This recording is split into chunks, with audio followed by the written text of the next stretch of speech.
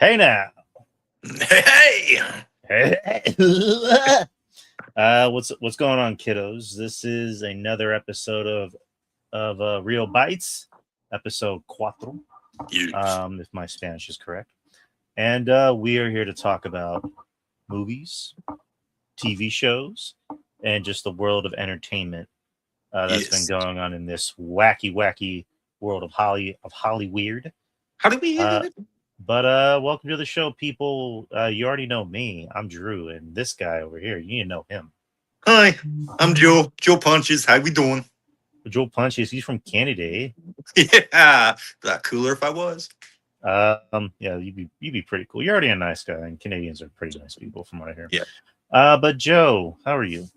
I can't complain. It's been a relaxing day off. Tried to go swimming, but then we had torrential downpours about like 40 minutes into swimming, so we had to cut it short. That's a boo. It's okay. Pool's not going anywhere.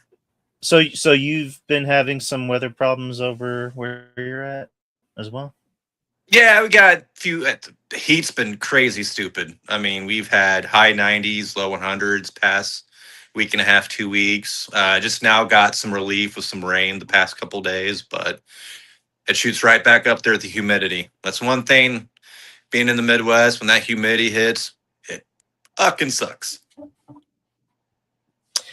Yeah, we've been getting something like that here ever since last weekend.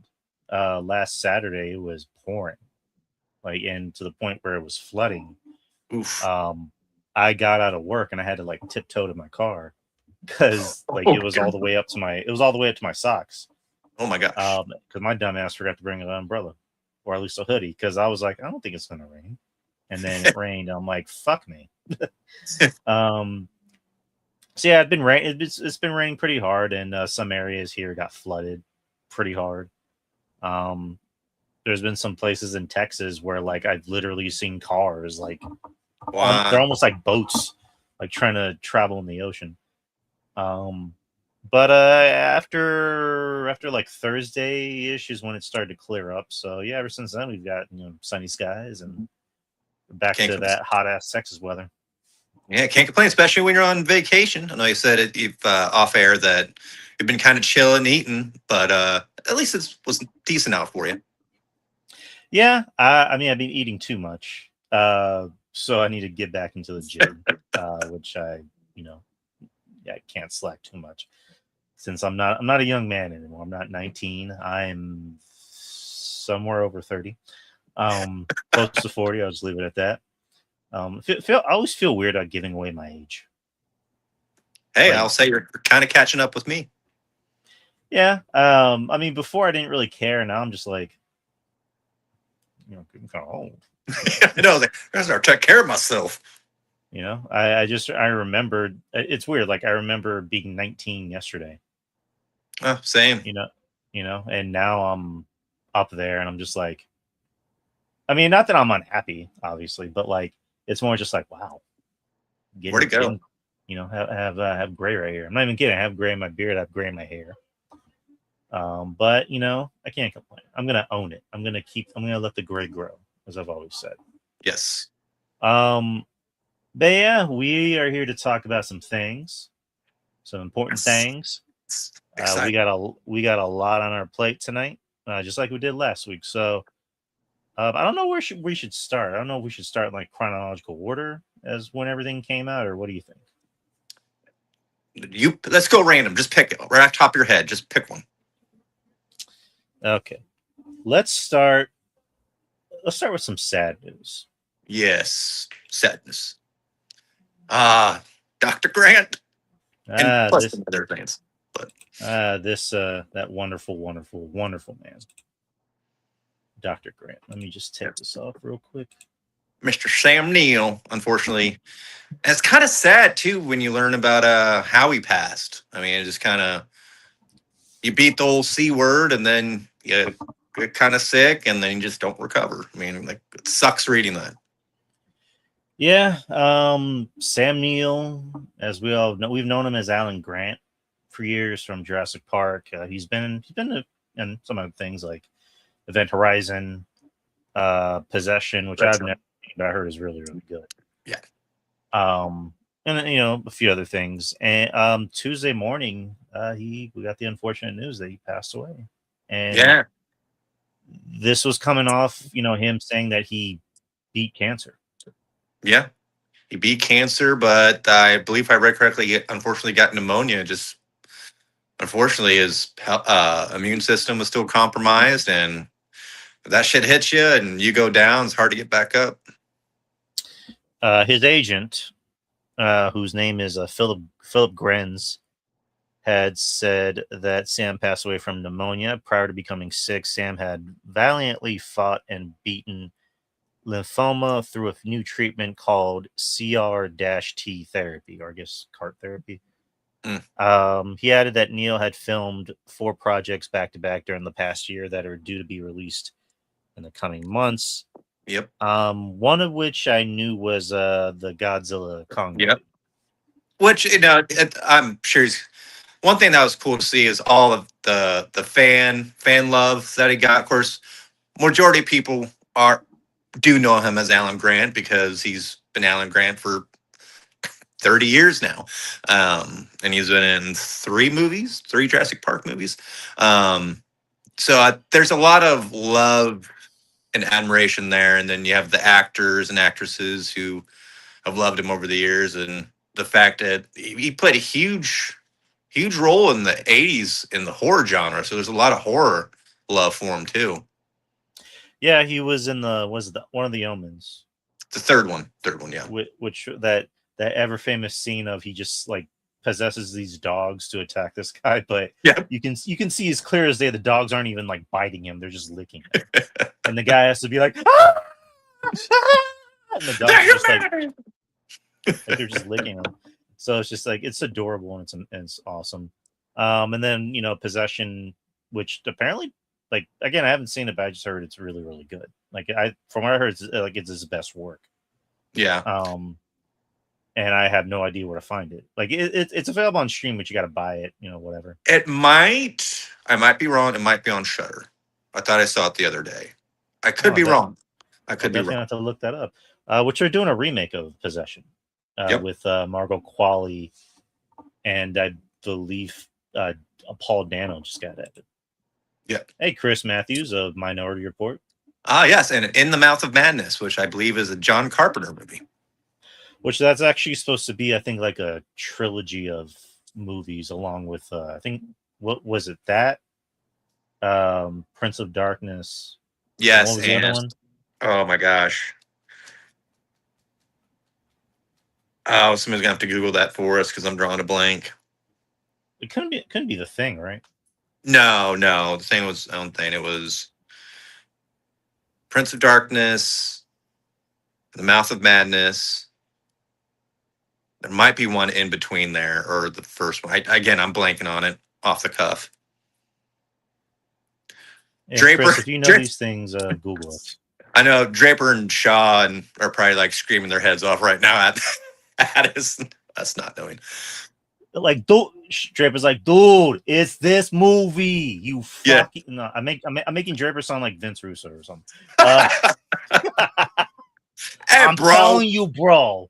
It's this movie on a poll, bro. It's gonna get ratings, bro. You call yourself a cinephile, bro. Come on. You're you're a cinephile. You're not even a pedophile, bro. Wow. Oh man. Draper's like, I don't sound anything like that. Shut up. God. But yeah, if anyone can Google what the other one is, please let us know. Yes, but yeah, and then he was in the MCU. He was fake Odin twice. Yep. To which he didn't even know what role he was playing. That's what he was saying, because like he just said he got added onto the movie because he had worked with Taika before. He did a movie called The Wilderness People or Wildebeest People. I've heard of that, yeah, but never watched it yet. And that was with the kid from Deadpool 2. Yep. And he was also in Bicentennial Man with Robin Williams. I haven't seen that movie in so long. I don't remember him in that. He was in one of these like crime stories where it was based on a true story, and he played the dad of this girl who, like, she had been bullied a lot, and then she hung out with, like, I guess the popular girl, and then she just like killed her, like she just strangled her, Oh like right damn. then and there. And like it was based in like Australia or New Zealand. I forget his nationality, but like He New Zealand, I think. okay, so it was based in New Zealand probably. But yeah, Probably. he played the dad of her. Yeah, we can't forget Peaky Blinders too. I mean, I think he even got nominated for an award for that. I think. I never watched Peaky Blinders, but I need to watch Peaky Blinders, judging by your face. Yeah, no, it's not for everyone, but it's really good. From what I heard, someone described it as Sons of Anarchy, but in Europe. Yeah, and set in pre-depression or post-depression. Oh man, I'm really lacking today on the movie and show facts. But it's during that time period over in uh good old Ireland. Yeah, basically, I mean that's Cillian Murphy's show, Yeah. essentially. Was Tom Hardy on that show? Yes, for a bit. Okay. Yeah, I need to watch that. Add that to the many shows I haven't watched. I need to watch it. But like Event Horizon is probably my favorite. Oh, it's so good. We had watched that the day of, and my wife didn't even know he passed. Oh, She okay. didn't know. My sister-in-law brought it up, and my wife was just like, "What?" And we're just watching, and it's like, man, Sam was so good. Just that one line alone, and I wish I could play a clip on here where Lawrence Fishburne's like, we got to get home, and then there's that shot of Sam Neill backing up into the dark. I am home. Yes. And he was just so goddamn good. And like, I don't know, that movie, I wouldn't be surprised if that was the inspiration for Dead Space. Yeah, I could see that. So, but yeah, like his agent said, he filmed 4 movies back to back. One of which, actually, let me look it up real quick. Yeah. I know one of them is Godzilla versus Yeah. Kong, Supernova. Yeah. But keep talking. I was gonna say, I think that comes out next year. They seem to be dishing those out every other year. It seems like the Godzilla and Kongs. Hey, they make money. Yeah, they do. All right. Let's see what else he filmed.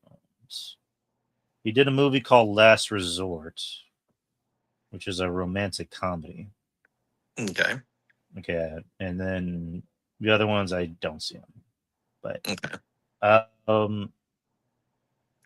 yeah, Jurassic Park being the more popular one. Originally Steven Spielberg wanted Harrison Ford, Mm-hmm. but he backed out. I guess maybe he just didn't want to be stuck in genre films and want to do other things. And also maybe because he did Indiana Jones and he didn't want to be, I guess, typecast as like, smart leader guy or whatever. Right. So like they went with Sam Neill, and obviously it worked. Yeah, it did work. I mean, he fit the role perfectly. He fit the role perfectly because he was just kind of a dick, but in the nicest way, because like he didn't want kids. He But he didn't was want. somehow really good with kids. Like the scene where he's on the electric fence and he's like faking being electrocuted. And that was improv. That was actually, yeah, it was improv, and the kids' reactions were like they were genuine. And it's like that's kind of me. Where like I don't want kids. I'm not really a kid person, but somehow I'm good with kids. Yeah. Because I treat kids almost like they're mini adults. Exactly. But I mean that's kind of how he was. He was kind of treating them like they were mini adults. Like originally he was like, I don't want to ride with them. And then they smell. That's the line in the movie. They smell. Yeah, and then Laura Dern was like, it'll be good for you. And it worked because he protected them with all of his strength and his might. And yeah, obviously he didn't get back with what's her name for the 3rd movie. Nope. But he came back for one of the Jurassic Parks, which those were not so good. But do you have any thoughts on Sam Neill? No, I thought, like you said, like it seemed what every role he was in, I mean, he nailed it. I mean, I can't think of one role. I'm sure there's a shit ton of movies that we haven't listed that he's been in, but the ones that we've seen have all been great. Like you said, Event Horizon, Jurassic Park, um, Possession, In the Mouth of Madness, Omen 3. Again, where it's like they do a time jump and all of a sudden he's gonna try and run for Senate, I believe, Yeah. and tries to take over the world. Um, but yeah, and from all accounts, like I say, when you saw the love from fans, especially when he went to cons and from fellow castmates and directors. I mean, it was all nice stuff. So obviously, seemed like a really good human being outside of Hollywood. Right. I mean, that's always usually the thing when anyone dies is all of a sudden they're, the nicest person in the world. But in his case, he actually was very liked. You never heard anything bad about him. You Yeah, never heard that. Go ahead. no, I was saying, I believe too is like he had a farm and he raised sheep and just lived like a rancher's life whenever he wasn't doing movies, which is kind of cool. Yeah. I mean, it's always good to hear that people you admire are actually good people. Yeah, it's so far and few in between. I kind of try not to get too attached to, actors because I'm like, I don't know these people. I don't know how they're liked. Exactly. In his case, like he was someone that was very well liked Hmm. and obviously a good person.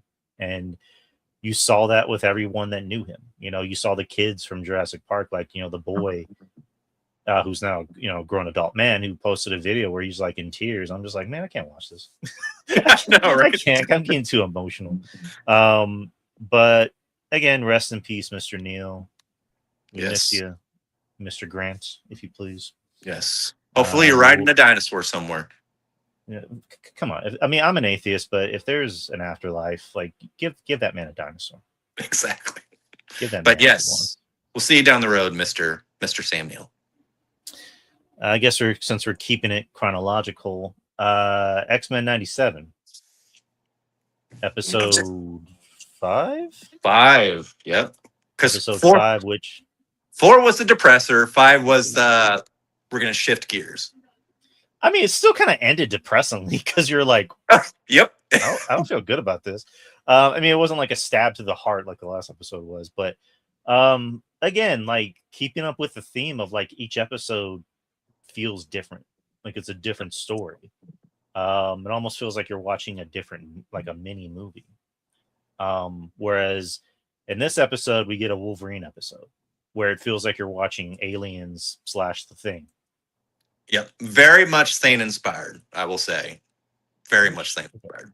If anyone knows me, The Thing is my all-time favorite horror movie. So the fact that we got a Thing like episode in an X-Men show, it made me very happy.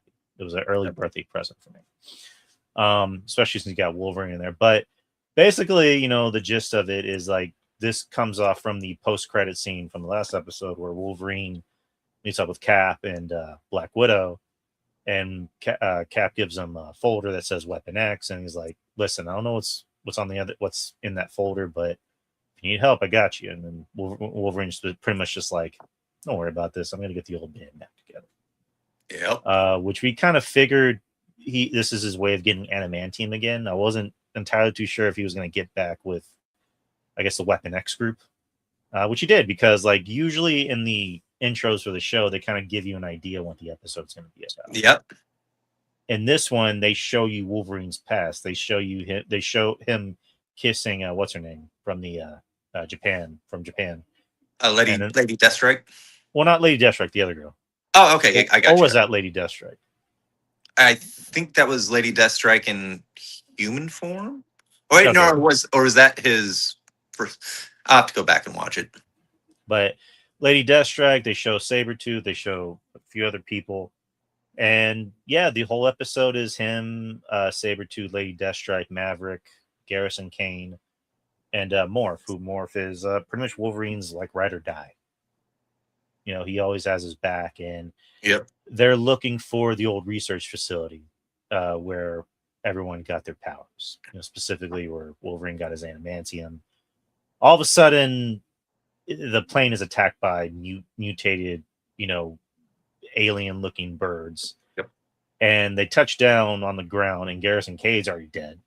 He's impaled, which is just like, okay, I guess fuck him, right? I was like, wow, that's a great cameo. I like how they brought in those two characters, and they're like, yeah, they're going to be important. No, they're not. Right.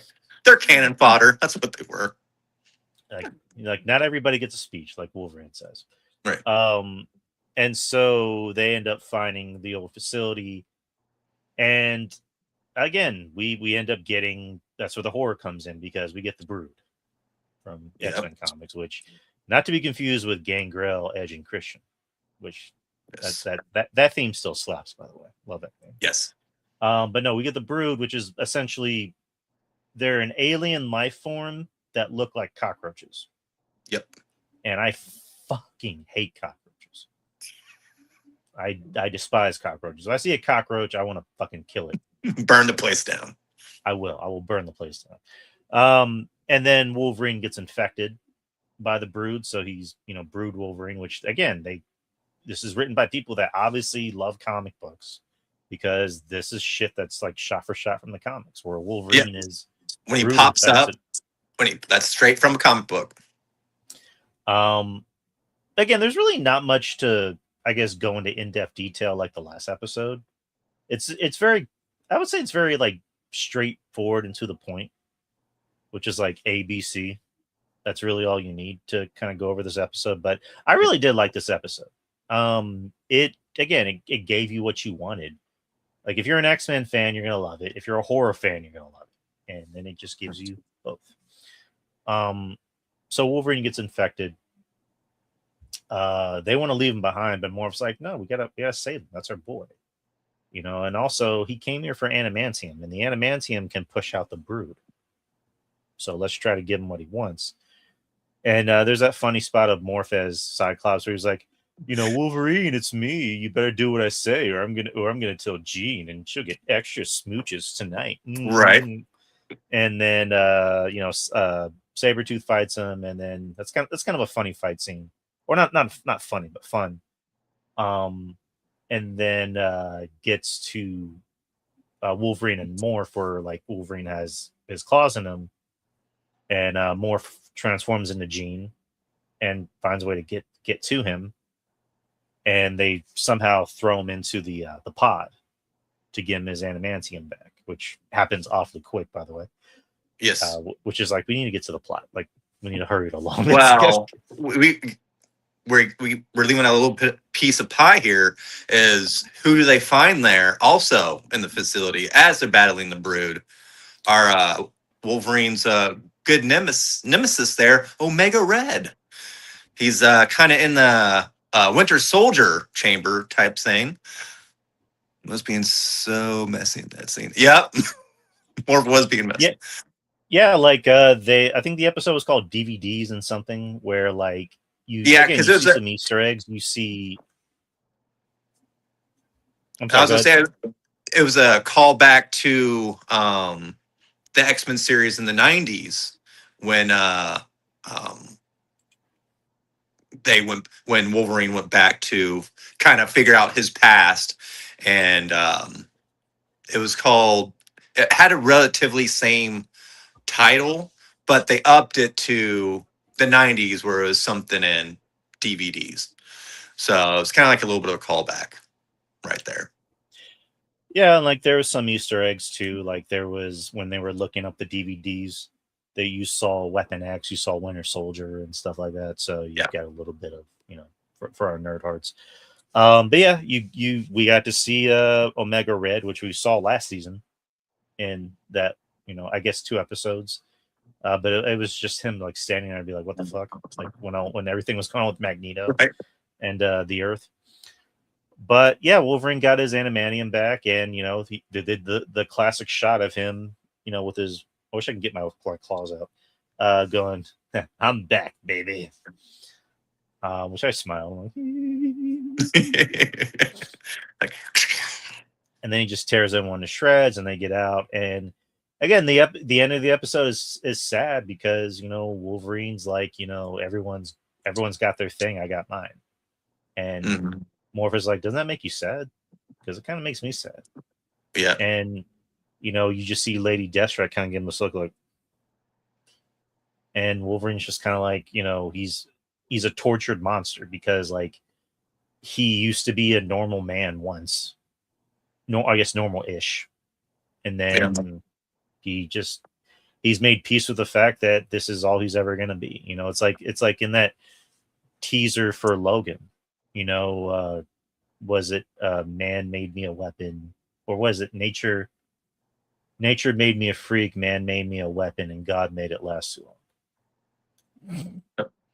Yeah, because Wolverine's been around 200 plus years. He's seen so much, not only death and destruction in the entirety of the world, but also in his own personal life. Like he's had to deal with so much pain and agony. I mean, you go back to his origin story. And so this all he knows. He's just like, I'm this destructive, wild weapon animal, and that's all I'm ever going to be. And the people I know that I care about, or sometime down the line, going to get hurt. Yeah, Wolverine's I think every hero is depressing, because at the end of the day, when you're a hero, you really don't have a life, and when you do have a life, you have to worry about that getting taken from you. And for Wolverine, it's just like he's been around way too long, and it's like he really wants to die, but he knows there's only one way he can die. That's what the Animaniac. Yeah. Or what is it? Like a carbonatum sword? Yes. Yeah, that was in the Deadpool Kills the Marvel Universe comic. But yeah, that was good. Again, another banger of an episode of this season. I believe, the next episode is Polaris. We're going to see a little bit more Polaris in that episode. So look forward to it. It's kind of like what you said earlier when we were discussing the series, where it's just like, I kind of want to see more episodes about other characters and not just, team centric. I kind of want to see what other characters are up to. It kind of looks like you're getting what you want, Joseph. Yes. One thing too, I know I've seen some hate on Morph this past week, saying, "Oh, he's just there to do, just different cameos of Marvel properties." I'm just like, no, that's just kind of how Morph is. I mean, it was cool to see the Thing in a Thing themed episode. Got a tiny bit of Deadpool with Morph. And like I told you offline, like I'm interested to see how Morph and Wolverine's relationship will change after this, because Morph was kind of getting told by Lady Deathstrike, like a lot of times Wolverine's going to look out for Wolverine first. And it's like, because he didn't tell them that they were going there straight for adamantium. He kind of told them something else. And that's where I think it was Sabretooth or Omega Red said he wasn't running towards to try to find the exit. He was running towards the adamantium. Because he's had that adamantium a lot longer than it's something he needs in his life. And the fact that you had Morph try to get to Wolverine as Morph, but he wasn't breaking through, so he knew the one person he would have to change into to get to him was Jean Grey. I think that kind of broke Morph's heart a little bit. He's like, man, I thought Wolverine and I were closer than this. So I'm excited to see where that relationship goes. Chris is saying Wolverine totally fractured his relationship with Morph after what he did there, and he knows it. Yep. Yeah, it's kind of weird to call him a gray area character. In some ways he is, and then in some ways, like, you do see the caring side of Wolverine. But it's like it matters more in his environment. Yeah. Now you're in a situation where the X-Men aren't around. Charles isn't around. Wolverine's got to go back to being what he used to be, which is a weapon. Yep. He's got to do A, B, and C, and he's got to find a way to get his, to satisfy his own needs. And for a character like that, that's all he knows how to be. Yep. Sometimes, unfortunately, if it means sacrificing, the group for the greater good, like that's kind of how he sees it as a win. Yep. He's like, I'm gonna be a little bit selfish today. Sorry, folks. Yeah. Well, but yeah, great episode. Yeah, another great episode. So far, X-Men 97 season 2 is just as good as season 1, if not even better. Yeah, it's been perfect. So yeah, again, let's get to the Odyssey. Yes. Christopher Nolan's The Odyssey. Homer's the not to be confused with Homer Simpson's The Odyssey, which they did do a version on The Simpsons, as you can imagine. To which, surprisingly, Anne Hathaway played the same character on that, and she won an Emmy for it. Yep. Which, you know, she's just fucking awesome than anything. But The Odyssey, Christopher Nolan's The Odyssey. Nolan he has that cachet where he's like, I want this much money for a budget on a film about history. And I want you to turn it into a summer blockbuster. And I want all the IMAX cameras. It's like, okay. You know, he did that with Oppenheimer, where he's like, I want a summer blockbuster, $200-something million budget on a movie about the guy who made the atomic bomb. It's like, and it becomes a smashing success. And an Oscar one. Won him his Oscar. Won him Best Director, Best Picture. You know, got Killian and Downey their Oscars. They won a bunch of other Oscars. So, like, I mean, spoiler alert, this movie will probably get nominated, win some Oscars too. Yeah, Christopher Nolan's The Odyssey. The Odyssey is something that we've all, like, it was pretty much required reading back when we were in high school. You know, I read the book, I watched the movie, the Armando Santi movie, which, you know, was good. It was fun. I mean, it's made for TV. It was good for the time. But we haven't had an Odyssey thing in a while, if I'm not mistaken. So now you have Nolan doing it, which, as you can imagine, he's going to turn that shit into his vision. He's going to make it a Christopher Nolan movie, which means no CGI. Matter of fact, next to no CGI. Which a lot of practical, a lot of on-set location shooting, and that's what we got. Beautiful. The movie's already close to 3 hours, so we're gonna spend 3 hours spoiling this movie. I mean, obviously, we're not gonna go into it like, you know, each scene by scene, but this movie lives up to the hype. To me, I really love this movie. Oppenheimer, I really liked Oppenheimer, and I love it. There are some things about it I wasn't crazy about, but I respected it. This movie I love a lot more than Oppenheimer, and this is easily, to me, Nolan's best work in a while, since I would say Inception. Okay. I haven't seen Dunkirk. I actually bought Dunkirk on DVD. I'm gonna watch it. I haven't seen Insomnia, and I didn't see his first movie. His first movie was called Following, which I haven't seen that, so I want to watch. That's the one I haven't seen. Yeah, I want to watch 3 of those just so I can do like a ranking or whatever. But this is easily his best work in a while. I would put that in his top 5 of best movies. I don't think it's going to beat The Dark Knight. Well, to me, maybe neck and neck with Prestige, because I love Prestige. That's such an amazing movie. Maybe slightly better than Memento, and then a little bit better than Batman Begins. But so I would say it's an easy 3. It's a solid 3 as far as like his 3 best movies. But The Odyssey, Nolan's The Odyssey, starring so many people, and then there was more people. I was like, I didn't know they were in this movie.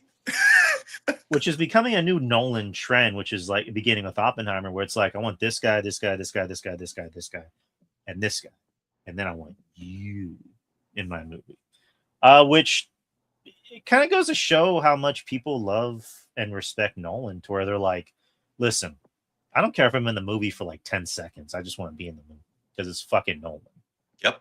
Because Florence Pugh, she was in Oppenheimer, and her team actually were like, are you sure you want to be in this movie? It's like for a really small part, like a really small part. And she's like, it's Nolan. Yeah. It's Christopher Nolan. So this was the same thing with this movie, where like you got a lot of like A-list and recognizable actors that, like, there was a point where I forgot who was in it, where I'm like, hey, it's him. Hey, it's him. Hey, it's him. Hey. I was like, oh. And it was just a lot of like, hey. Like it was a lot of recognizable faces that, again, like if I'm in Hollywood and I'm a working actor and Christopher Nolan's like, I want you to be in my movie. It's like, I'm not going to say no. Fuck that. I'm going to be in it. Even if it's like to just like wave to the camera, I'm going to be in it. It's Christopher Nolan.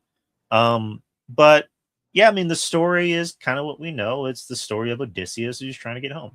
Yep. After the battle of Troy, he's been gone for a while, 8 years. And while that's happening, he's got pretty much like looters and bums in his house. Yep. With his wife Penelope and his son. And let me pull up the cast because I'm gonna forget some names real quick. But yeah, you got his wife who's played by Anne Hathaway, who's amazing. Yeah, she's just amazing and everything. Like when I'm watching the movie, I'm like, is my Anne Hathaway crush coming back? I never went away. And then like the scene where she's yelling at Tom Holland, I'm like, I was like, ooh. I'm like, I got a bone. I don't know, but she would, she's Penelope. Tom Holland is Telemachus. Telemachus. Of course, Matt Damon's Odysseus. Robert Pattinson is Antinous. Dickhead. We'll call him Dickhead. He is such a fucking weasel, and I love him. Yeah. I was like, oh, I want to punch Batman in the face. He is just like, again, he's one of those actors that like he got his Twilight money. He's like, I want to do other things, and he wanted to do other things. Like he loves playing against type roles. He was in Good Time, which Draper turned me on to that. That's actually what got him the role of Batman. Yep, is that role. He did a few other movies, which I'm trying to remember. Oh, the Devil All the Time on Netflix with Tom Holland. Yep. Where he's in that, blue leisure suit and he's just doing that over the top Southern accent. Yes. which he actually refused a dialect coach. He wanted to do the accent on his own, and it worked. Yep. And you could tell. And then this year, the drama, which was great. It's in my top 5, top 10. I still need to watch it. Oh, you need to watch it, dude. It's amazing. And then Zendaya, of course, is in that because Zendaya is awesome. She's Athena. Again, pretty much everybody. Benny Safdie is Agamemnon, who looks like a fucking beast. Yeah. Elliot Page. Well, I'll get to Elliot Page in a bit because that's another part of the. Yeah, we got a lot to discuss with that. Travis Scott randomly comes out in the beginning, and he's a poet. Yeah, and again, we'll get to because I'm a little angry about all this fake outrage for shit because Travis Scott was in the movie for what? Total of 2 to 3 minutes? Total? Not even minutes. He was in there for like maybe 40 seconds. Yeah. He had 2 small speeches. 2. Yeah, it was just him being a poet.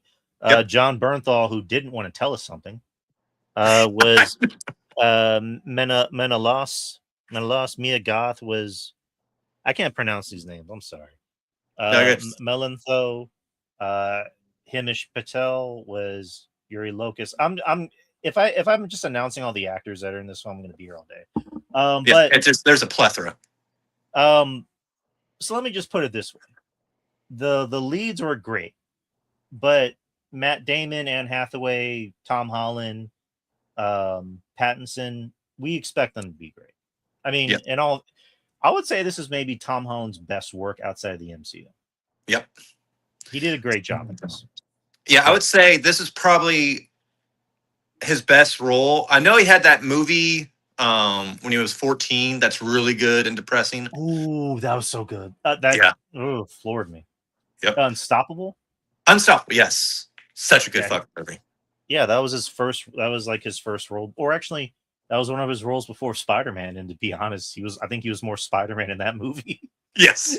Than in the MCU films. But no, continue. No, I was just sorry I got off tangent there. We're talking about the lead actors being good. They were really good. Yeah, and then Matt Damon's always great. Like Matt Damon's, I guess, trying to be the modern day Tom Hanks, where he's just in everything and he's just like a diverse actor. Okay. I always, again, Matt Damon's become one of those guys in the past like 10, 12 years where I just look forward to anything he's in because he's just a great actor. Yeah. Anne Hathaway's great in everything. She's always been great. She always brings it in these roles, like especially the dramatic scenes. Yeah. You know, she really fucking brings it. She has I think she has an Oscar, right? Yeah, she got it for what was it? It was the musical that turned Les Mis. Did you get Les Mis. There you go. Yeah. And then I mentioned Tom Holland, of course. Pattinson is just a fucking dickhead that you just want to fucking squeeze him around his fucking dumb pencil neck. Yes. But he's so good. He's so fucking good. Such a weasel. Yes. But to me, the supporting actors are what really carry this film. Yeah. And it helps that you have like literally everybody in this fucking film. It's almost like watching like a super team in like the NBA. Yeah. Where it's like, here's our stars, but here's our supporting players. Yeah. And everybody who played their part really good. John Leguizamo, he was the scene stealer. Yeah. Like I mean, if you can look past what he does with puppies in the beginning of the movie. Yes. Which they made it quick, but it was just so random where he's like and then Matt just stops him and goes, "No, we're not doing it anymore. Just give me that dog." Yeah. And I like the fact that they asked him about it. He's like, "I don't know how I'm going to come back from that." But John Leguizamo was great in the movie. He was a scene stealer. He was Eumaeus, if I'm pronouncing that correctly. He was basically the guy that trained Odysseus. You know, he was a father figure to him, and then he trained his son. So he would, and then eventually he went blind, but he was the guy that was always looking out for Odysseus and his family. He had no fear. He always stood up to everybody. He stood up to the fucking dickheads in the castle. One of them being Corey Hawkins, who, again, Dr. Dre and Straight Outta Compton. He's been a few other things. He's a good actor. Fuck, he's such a fucking cunt in this movie. And again, he's not in this movie a lot, but when he is, he makes his presence known. Like the way he's treating the dog. And again, people, let me just put this out there. This might be a controversial statement. There's scenes where a dog is being abused, and granted, the way they shoot it is like they're not trying to be excessive about it. Yeah, it's more of applied. Like you're hearing sounds, you're seeing some body movement, but you're not actually seeing it. Yeah, and like you just hear, of like kicking a dog, and whenever they cut to it, you just see like the foot barely hitting the dog. Oh, that made me so mad. I was mad too, and like Corey Hawkins was just such a fucking dick. And I'm like, I want this guy to get his fucking eyeballs ripped out. And he gets justified justice. My God, you fucking cunt. And then Pattinson just like throws the dog out. He's like, no more dogs in here. I'm like, and then they keep cutting to the dog. I'm like, stop cutting to the dog. I'm worried about the dog. Oh, but let me just say it like this. I think that's something we kind of have to be more used to in movies, because if we're going to be about, I don't want to see animals get hurt, or I don't want to see SA scenes in movies, it's like, okay, we kind of have to make peace with this is fake. Yeah. Like, this isn't really happening. Like, like I was going to, John Leguizamo tossing the puppy. He's like, obviously we're not hurting the dogs. Like, there was actually a nice little blanket on the side to where when I threw the puppy, it landed safely. So, and obviously they're not hurting the dog. And like I mentioned earlier, they shot it where like most of the time it was implied, and then you would just hear sound. So I'm pretty sure the actors on the set were like, oh, I don't want to do this, but sure. And Nolan's also a big dog lover from what I heard too. So I'm pretty sure for him it was tough, but they had to like really show you like the dark and grimy look of that time. Yep. Which was, it wasn't pretty. This isn't made for. Go ahead. No. Sorry, I didn't mean to interrupt. I was gonna say that's Nolan talked about. That was one thing he was hesitant on making this movie, because he knew how important the connection was for Odysseus and his dog. And he just knew, he's like, man, if I'm going to do this, I'm going to shoot these scenes. And I love dogs. I just don't know if I can do that. So I'm glad he did, because it made a beautiful beautiful and heartbreaking arc in the movie. Yeah, I'm just gonna. I mean, I don't want to cut ahead, but man, tears when that happened. Oh, I literally went like this. I went. All that means is that our doggy got extra hugs and kisses. Oh my god! Yes. And she's like, "Ooh, like what's the special occasion?" But yeah, Corey Hawkins was great at just being a cunt, and he wasn't in it long. Hamish Patel, I thought he was really good. Yes. As Yuri Locus, who was basically Odysseus's right hand man. Yep. And I'm trying to think of anything I've seen him in. He has a. I want to say I've seen him in something. I'm drawing a blank. Wait, was he the sleep scientist in Inception? Let me look that up real quick. Oh, yep. Wait, was it? Was it Inception? Okay, now I'm confusing myself. He was. No, he wasn't. He was in Tenet. Oh, Tenet. Okay. And he's been in a lot of TV shows. So yeah, I can't really think of anything I've seen. I've seen his. It's one of those things that I've seen his face. I just can't really think of anything I've seen him personally. But he was really, really good. Like he had a lot of presence about him. Yeah. Funny thing is Chris Nolan's wife, who's also producer of his movies, hand delivered the script to him. Traveled, went to him in person, and is like, "Here, he wants you to be in this." And he was floored. He's like, "What?" I mean, Pattinson still wanted to read the script because everybody just signed on without reading a script. He's like, "I still want to read the script," and no one's like, "Are you sure?" He's like, "Yeah, I still want to read the script." So, yeah, he was good in the scenes with Matt Damon because he challenged Matt Damon. And the one thing they did great with Odysseus was that they really painted him as like he was a dick. Mm-hmm. Like he wasn't this like amazing war hero. And that's another thing that they showed that they did a great job with this was that they really painted war as like it wasn't propaganda. Like it was like, no, war is fucking terrible. Like, and there's consequences to that. Like this scene in the Battle of Troy where like all this shit's happening and there's like people that are dying that shouldn't have even had to die.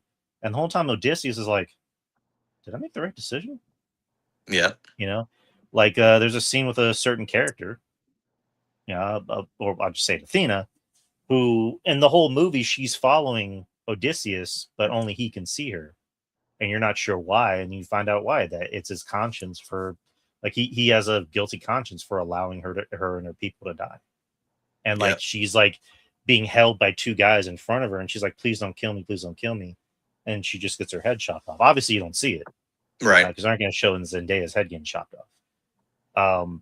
But and of course, Zendaya is good and everything. Yeah. So same thing. Very limited time, but her presence was felt. Other, you know, and you know, Ryan Hurst, who was the mentor. They just call him mentor. I know, that's why I was like, oh shit, is that fucking Ryan Hurst? Because I had no idea it was in the movie. I didn't know either. And then again, that's where I began my hey. And, you know, he was training Tom Holland's character, and he was with him through thick and thin, and then in the end he got killed. But you know, he got some time. John Bernthal, who, you know, was Menelaus, who was with Odysseus. Like he traveled with him. And there was that great dialogue where he's explaining the story of Odysseus to his son. And I mean, John Bernthal was good. I mean, my problem with that is the same problem I had with Charlize Theron, where it's like all I saw was them. I didn't see the character. You know, it's like John Bernthal is obviously great in everything I see him in, but I feel like I saw more John Bernthal in this movie than the character he was playing. Right. You know? It's not to say he did a bad job. It's just he didn't really. I didn't leave the theater going, "Hey, remember that John Bernthal scene?" Right. You know, I mean, I was jokingly being like, "Let me tell you something." I definitely got shades of Shane. That's the first thing that when I heard him talking, I was like, he sounds a lot like he's trying to be like an excessive Shane. You can't protect him, Odysseus. Yes. Put me in the goddamn horse. Open the goddamn barn. That girl is dead. But I mean, he was fine. Again, he was fine. Again, same thing as Charlize Theron. She was fine, but she didn't. As Calypso.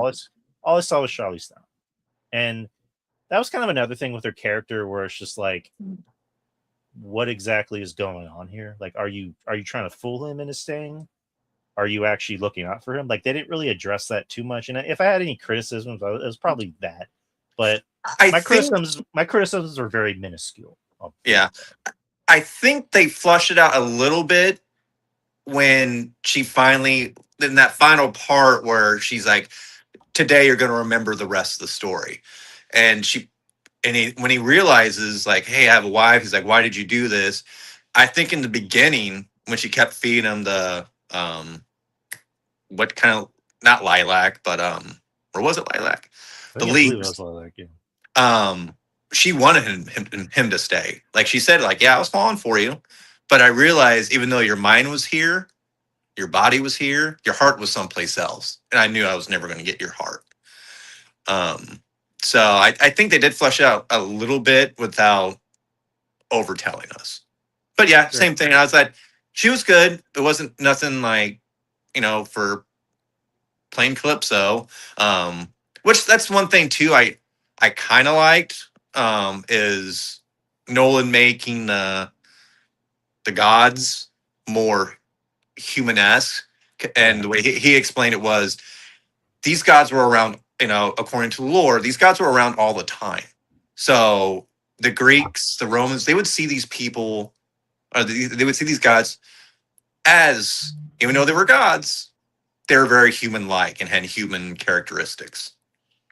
Right. And that's kind of another thing that people bitched about, and I didn't really care, was like, I guess the modern day monologue. Like, it wasn't anything over the top where like Odysseus was like, cap on that, Hermes or whatever the fuck. Like, no, they just kind of kept it, a little bit more modern, to which Nolan was like, look, I have a feeling it's going to bite me in the ass, but that's kind of how I want to keep it. And also when they had to get poetic, they got poetic. Like, it's one of those things of like, damn if you do, damn if you don't. Yeah. Because back in the day, you'd always have people use British accents. And it's like, why are you British? It doesn't make sense for you to speak in a British accent. So, I mean, the modern language didn't really bother me.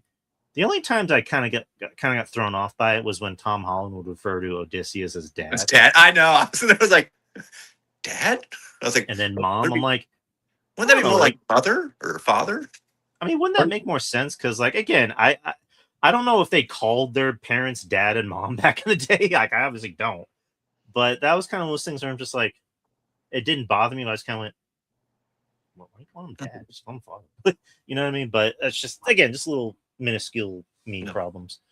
And then Mia Goth was in it, and she was the servant woman. And tiny role.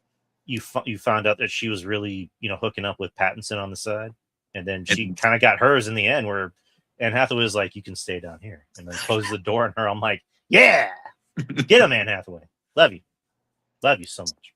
Which I think Mia Goth's another role where she was just like, hey, you want to be in a Chris Nolan movie for about 3 to 5 minutes? And she was probably like, fuck yeah, I do. And that's why she took the part.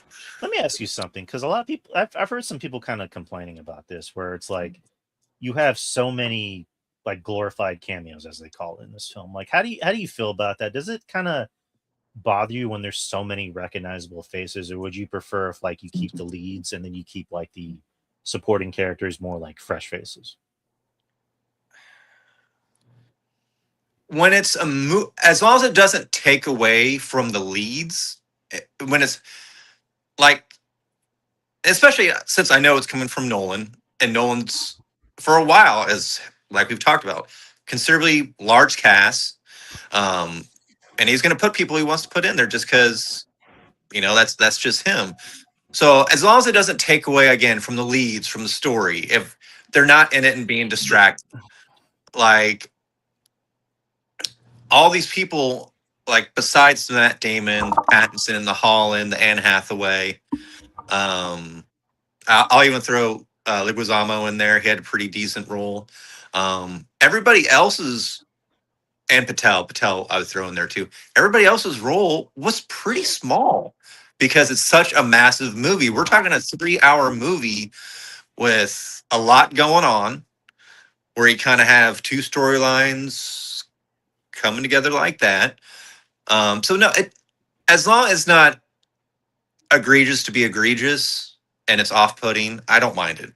So like seeing Oppenheimer and all the cameos, it doesn't bother me. It doesn't bother me either. I would personally like if more fresh faces got involved. Because I've been saying this for a while. It's just like I would like if more fresh faces, more unknown actors would get more chances in Hollywood. Gotcha. Kind of going with like the Pedro Pascal thing as Reed, where it's like I like Pedro, but it's like I see him all the time. Right.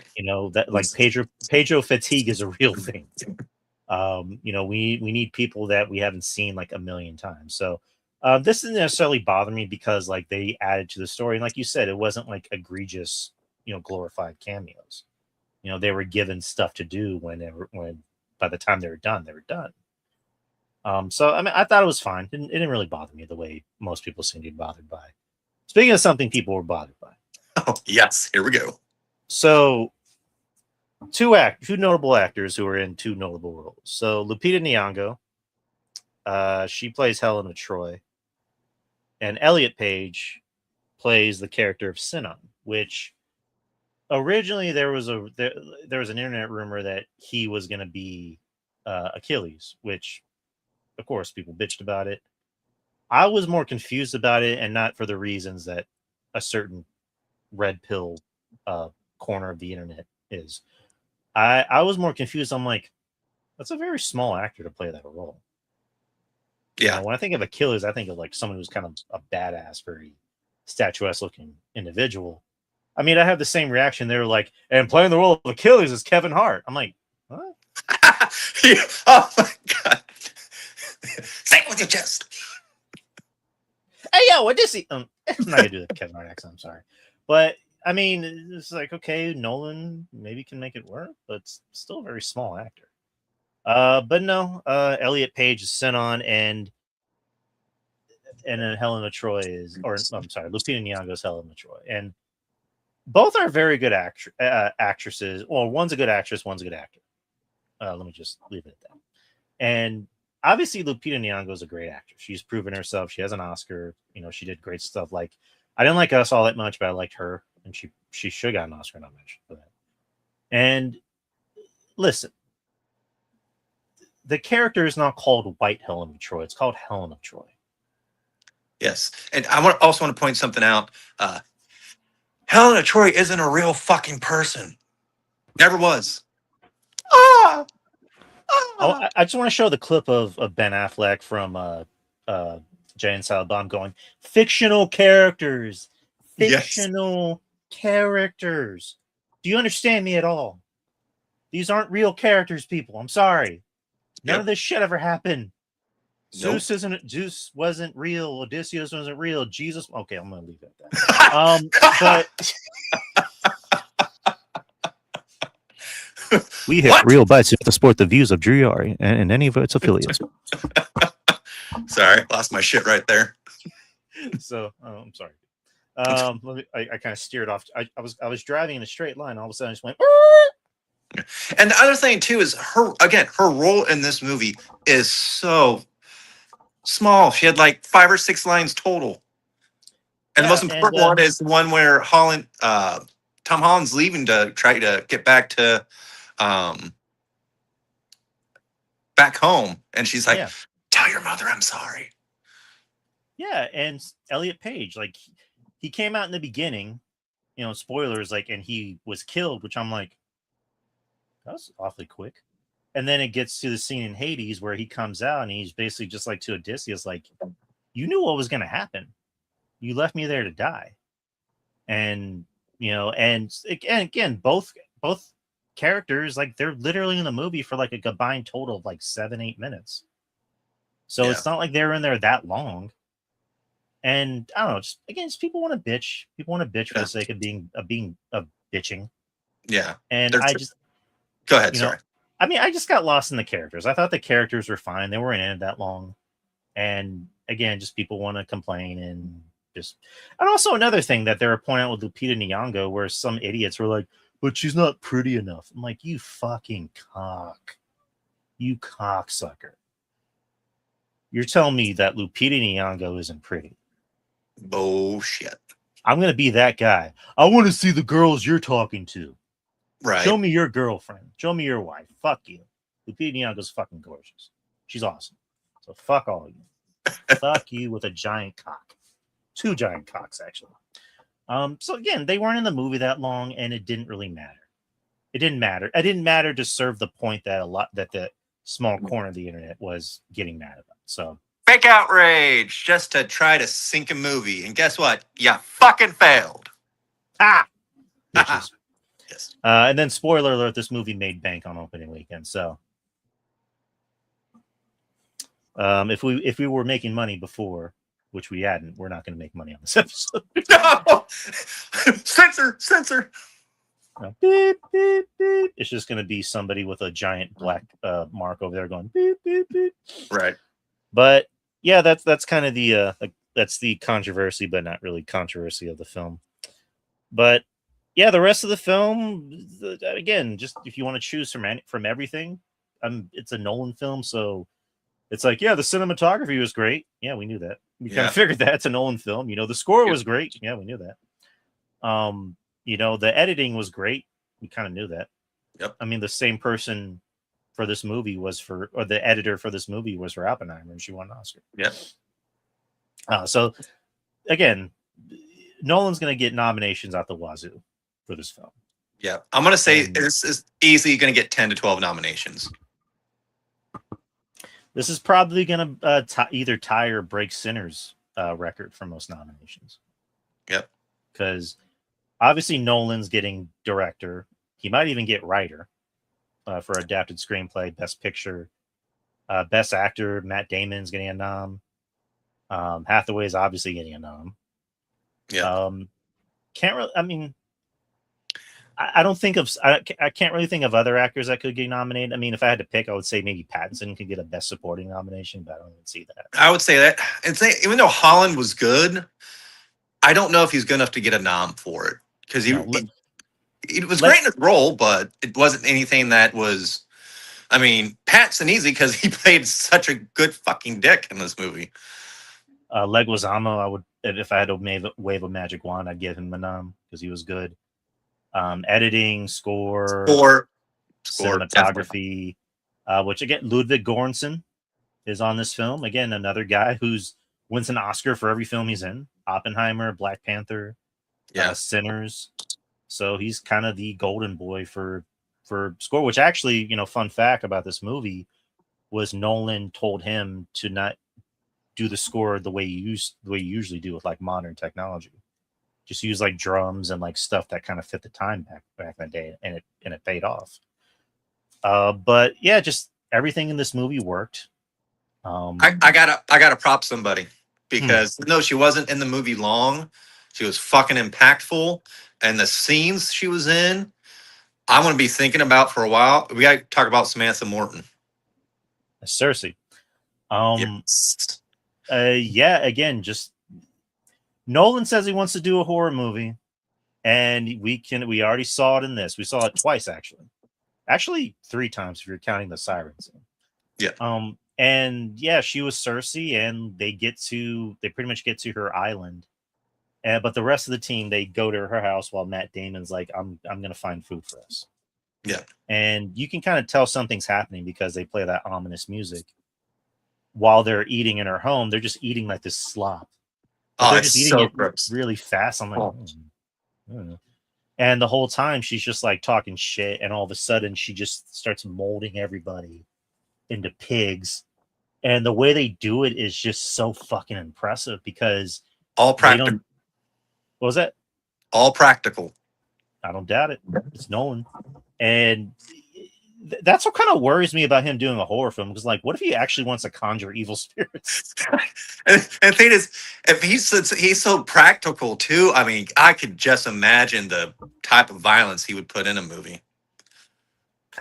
again, just the practical scenes in the scene. I'm like, I'm only thinking about that for a month now. Yeah, just the Where transformation that you see her just the hand down the gullet of the mouth. Ugh. like Ugh. if I could interview anyone, I'd interview Nolan. Where I'm like, how did you do that? How did you edit Yeah. that scene? This is where I want to get it on Steelbook. I want to see the behind the features because I want to see the tricks with that. I want to see the tricks with. I've already seen a few pics of the Cyclops, which was another great, fantastic scene. So I just the practical effects in this movie are so fucking well done. But not to digress, yeah, Samantha Morton in the about 10 minutes she's in this is just great. And to me, I'm like, she's telling them, put your weapons outside, and you see armor. I'm like, if I see all that armor outside, I'm running. Exactly. I'm getting the fuck out of there. I don't care. I don't care how hungry I am. And then you cut to Matt Damon. He shoots what he thinks is a deer, but it's really a guy. And he's Yep. like, "Oh shit!" And he just runs up to go find them, and they're all pigs. And he somehow convinces her to turn them back into humans. That was just an amazing scene. Like that was. Would you even call that body horror? I was gonna say it was like that was for what we saw. That was definitely especially when she's molding the freaking faces and the body, like when she's like the contorting the eye and the nose into the pig faces. That's body horror, man. That was some twisted shit. Yeah, and then you mentioned the Cyclops scene, which that was just claustrophobic because they're trapped in there with him. And you see all the sheep going in there, and he's protecting the sheep. And then the Cyclops comes in, and there's just that good shot of just like him being in the dark, and then he just starts grabbing people and eating them. And again, I'm like, how did they shoot that? Because obviously, I know like there would be scenes where like they would shoot with the actual actors, and then you just see like a dummy, and then you get to the actor playing the Cyclops. I'm like, how did you edit that? Again, like that's where the film nerd comes out of me, where I'm like, how'd you edit that? Like, how'd you do that? Like, that is so fucking good and so fucking scary. Right. And that just makes me even more hyped for a Christopher Nolan horror film. Yep. Christopher Nolan remakes The Thing. Oh, oh, my God, that would be fantastic. You want to talk about claustrophobic? It's like The Thing starring everybody. Matt Damon plays McCready. Sterling K. Brown plays whoever Keith David was. I don't know. I want it. I want a Nolan horror film. Yes. But my personal favorite scene was the sirens because that was heartbreaking too. Where they're like, we got to travel through there, but how are we gonna travel there? We're like getting fucked up. We'll put wax in our ears. But Matt Damon's like, I want to listen to it though. And just I like the editing of the song, where all of a sudden it's almost like you're hearing from the perspective of Hamish's character, and you just see Matt Damon tied up to the post, and he's just screaming in agony. And the whole time, his guy's like, like, did I do the right thing? And Matt Damon's like, they're asking Matt Damon, or Odysseus, what'd you hear? He's like, I heard everything about my life. I saw everything about my life. I saw the things I didn't do, all the mistakes I made. And I'm like, if he gets his Oscar, right there. Yep. That's your Oscar right there. Like that was good. That was so damn good. And again, it was also kind of like a horror scene of just like, what is he fucking thinking about? Exactly. Like he's telling us, but what is he actually thinking? Like that's what I want to see. And again, just the rest of the movie. What was that? Like the Kraken scene? Oh yeah, where you basically had two monsters. You had the one that was in the whirlpool. They didn't really address, but it's in the book. So basically, in that giant whirlpool, there's like a giant monster mouth. So if you go in it, it's going to suck you in and you die. So as Odysseus discusses, he's like, I knew we were going to, if I said, hey, let's go this way, you do the opposite. If we go in that whirlpool, I knew we were all going to die. So I threw you guys for a loop. I said, hey, let's slingshot off the whirlpool. And you're like, no, we'll go down this narrow valley. And then that's when like the mountain, I forgot, I don't want to say Silas, but it's basically like a rock dragon creature is fucking grabbing men when they're going through the alley. Right. Not I mean, it alley, happened but really quick, so I didn't. It happened like so fucking quick, so I didn't get a chance to see it. So when I see it again, I need to pay attention. And just everything else, Odysseus finds his way back to to Ithaca, but he realizes, shit's not the way it used to be. Because then Pattinson's just like, kill them all, like burn them all, and they fucking kill old boy's dogs. They kill his guys and they kill his dogs, and he has to like burn them alive. And then Odysseus comes back, and originally he's disguising himself. He's like, I'm not really Odysseus. I'm a friend of Odysseus, but Odysseus still lives. And just the scene where like he finds Tom Holland's character in that temple, and he just like murks everyone there, which is like so fucking badass. Yes, that's oh my god, that's Jason Bourne. And just Tom Holland's just like, who are you? Like, did you know my dad? And no, I was a friend of your dad, but he lives. And so he tells, and I want to make sure I'm getting the character's name right. He tells Telemachus, like, listen, tell your mom to do this. This is what's gonna happen. So he tells his mom, and then there's that great scene of like Anne Hathaway just like yelling at Tom Holland to again, which I'm like, A, I'm turned on. And then B, Oscar. There's your Oscar right there. So then it cuts down to the most emotional part of the movie, which is Odysseus finding the dog on the ground. I'm going to get choked up saying this. And he's like, touching him. And then I just hear my wife say next to me, he waited for him. I'm like, oh, fuck you. And these motherfuckers already, please.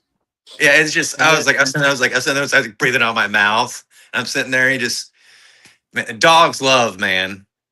And you just see the tail. Oh, and then the tail just... I'm crying right now. Fuck. It was...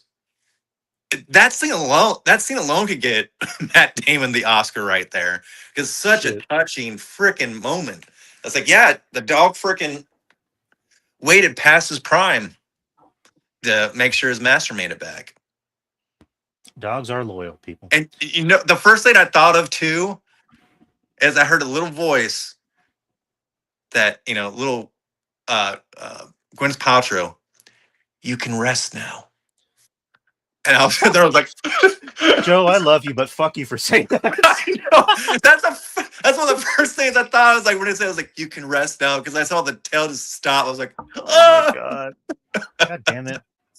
And then, he says, I'm going to bury you at the top of, the mountain. And then it cuts to Tom Holland going, where you first met. And so that was the reveal. I'm like, oh my god, this is so fucking good. Yep. I love it. And, he's like, you're Odysseus. No, I'm not. I'm not Odysseus. And, it cuts to, again, the climax of the movie, which is so fucking intense and good. And I like how they kind of gave you a fake out, and they didn't make it like a traditional, I guess, like obvious reveal, because it gets to Odysseus confronting Pattinson, to where it's like, are we getting the big reveal? And then they just kind of keep it at that. They kind of keep it at bay, and Telemachus is like, no, like we're not going to beat up any like visitors that come into this home. Like everyone's welcome here. And then Penelope wants to speak to him. So there's that great shot of him sitting outside Penelope's room, and she's talking to him. And he's just explaining the story of the Battle of Troy. And it's just such a good fucking, again, good dialogue, good acting. Yes, great. Where like, Odysseus is just like, listen, I fucked up and I made mistakes. And I hurt people along the way. I'm no hero. That's the one thing he had to make peace with, is that he's not a hero. And that's how Athena's ghost went away, was that he had to finally realize that he's not a hero. Yeah, and there's that big reveal because throughout the movie they hint at we got new threats coming. The people of the sea, they come in, they don't follow the law of Zeus, they just murder and pillage. And so when Odysseus is doing this beautiful, heartbreaking monologue to Penelope, saying, I realize when we um, devastated Troy that we broke Zeus's heart, basically, and things were never going to be the same. Right. And then Penelope's just like, "You're the people of the sea," and he's like, "Yeah." He's like, uh, "Places are going to crumble, things are going to change because of what I did, one idea." And it's It's and same thing. And then you see like he sticks his hand out, and you see Athena like reaching out to saying, "You found your peace. You've come to your realization. Um, thank you." And then she goes away, and yeah, take it from there. and there's also that good moment of like the servant like washing his feet, and then she realizes that's Odysseus, and he goes, she's No, like, not yet. I'll go get another cloth. So then you get to the competition where they set up all these like axes, and then Athena goes, if anyone can master Odysseus's bow and shoot an arrow through these, they'll pretty much have my hand in marriage, and nobody can do it. Like, and that was kind of my first question, because I guess I'm not privy to the lore. I'm like, why couldn't they just bend it the way Odysseus was doing? And then, Betty was like, my wife, she was explaining it to me, where she's like, well, it's blessed by such and such, so only he can do it. Yep. And so I'm like, oh, that makes sense. And so everybody's doing it, and they can't. And then it gets to Pattinson. He's like, no, I'm not gonna do it. I'm good. Like, I'll make peace with it. And so you get to Odysseus, who's like, "I'll do it," and everyone, of course, laughs. And I'm like, "Ha ha! This beggar! Ha ha! What can Yeah. he do?" And then he just comes in, does it. Well, I'm no, like, I loved it because they did, again, they tease where he just, I don't. And we're like, oh, look at this guy, he can't do it. And all of a sudden, and they're like, fuck. And Pat, you see Pat's face is like, uh-oh. and then he just shoots the arrow, and then it cuts to Leguizamo going, Odysseus, and just again, that's where the action happens, where he just like murks everyone in that room. In the most, I guess it's weird to say realistic, but like it seemed more practical, where it wasn't like John Wick, where Right. like you had like those like those pauses or slow mo whatever. Like he was just standing there like in a circle going, and I'm like, Yeah. that seems more plausible than just like Right. just standing there in the middle of like a room with like 5,000 people. And so that was fucking intense. That was awesome. And the whole time, Pattinson just being a complete bitch is just like, throw something at him, throw this at him, Get throw the that at weapons. him. Again, he's just such a fucking weasel and a pussy. And you were like, oh my god, not only are you a weasel, but you're a pussy. You can't fucking fight for shit. And obviously, again, going back to Corey Hawkins, he got his when he was like Odysseus, and then he got shot in the neck. Well, I'm like, yeah, that was for the dog. Fuck you. Yeah. And then of course you get to who want to keep saying their names right, and Anatonis, where Odysseus has the reveal of like, I found this from such and such, from Sinnoh. Because in the past you were trying to get on my team, essentially you're trying to come with me, but you switched places, but it didn't work, so I took Sinon. I'm sorry, Sinon. And this is basically for you, motherfucker. And then he like puts it in his mouth and makes him swallow it, and then he stabs him. I'm like, would have wanted a more badass death, but this isn't Tarantino, so we're not gonna get that. Right. But it was satisfying enough. I'm like, yeah, get it. Fuck you. So that's how the movie ends, but then, or it doesn't end yet. Like Damon gets his ass beat, and it looks like he's dead, but he's not. I know. So I was like, oh, please don't do a death scene. It cuts to the end where the family is pretty much on the boat together, and they're riding off into the sunset. So yeah, that's the end. That's Christopher Nolan's The Odyssey. Beautiful, wonderful film. 10 out of 10 for me. Actually, no, 9 out of 10. 9 out of 10. I would say a 9.3 out of 10. Any criticisms I had were just very small. Yeah. I thought the pacing was a little off at some points. Like there was a point where I did feel some drag, but it's kind of the same way I felt about Oppenheimer, where I'm like, did it need to be 3 hours? And then I was like, well, it did need to be 3 hours because we need to tell this story. Yeah. But it's like, damn if you do, damn if you don't. So everybody needed a story. Like if you put a gun to my head and like ask me what I wanted, I'd be like, maybe like 10 extra minutes shaved off. Right. You know, that's just me. But I mean, I love the movie. I wasn't bored. I mean, I felt drag, but you know, feeling drag and boredom are two different things. Yep. I kind of felt more boredom with Oppenheimer. But this movie, I was never bored. My interest was always, you know, my interest was always peaked. I was engaged. I loved the characters. I loved literally everything about it. And then just some other things I mentioned that were criticisms, but again, just very small, minute things that prevents this from being a perfect 10 out of 10, but it's still an A. It's still an A in any college or high school or middle school you go to. Yeah. So it's a passing grade. It's a passing definitely grade. Something to see in IMAX if you can.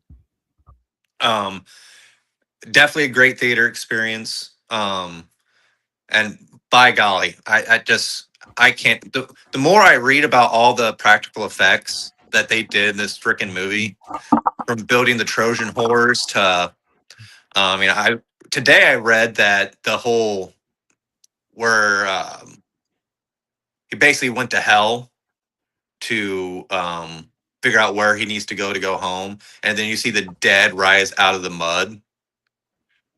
That was fucking real.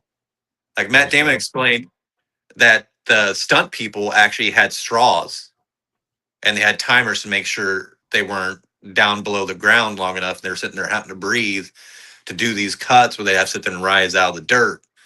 And then another great thing hearing is the cast out when they're getting ready to open up the doors of Troy, and you have this great shot of when they open it and I want to say Eggman, but I can't pronounce the name right. Agdamon.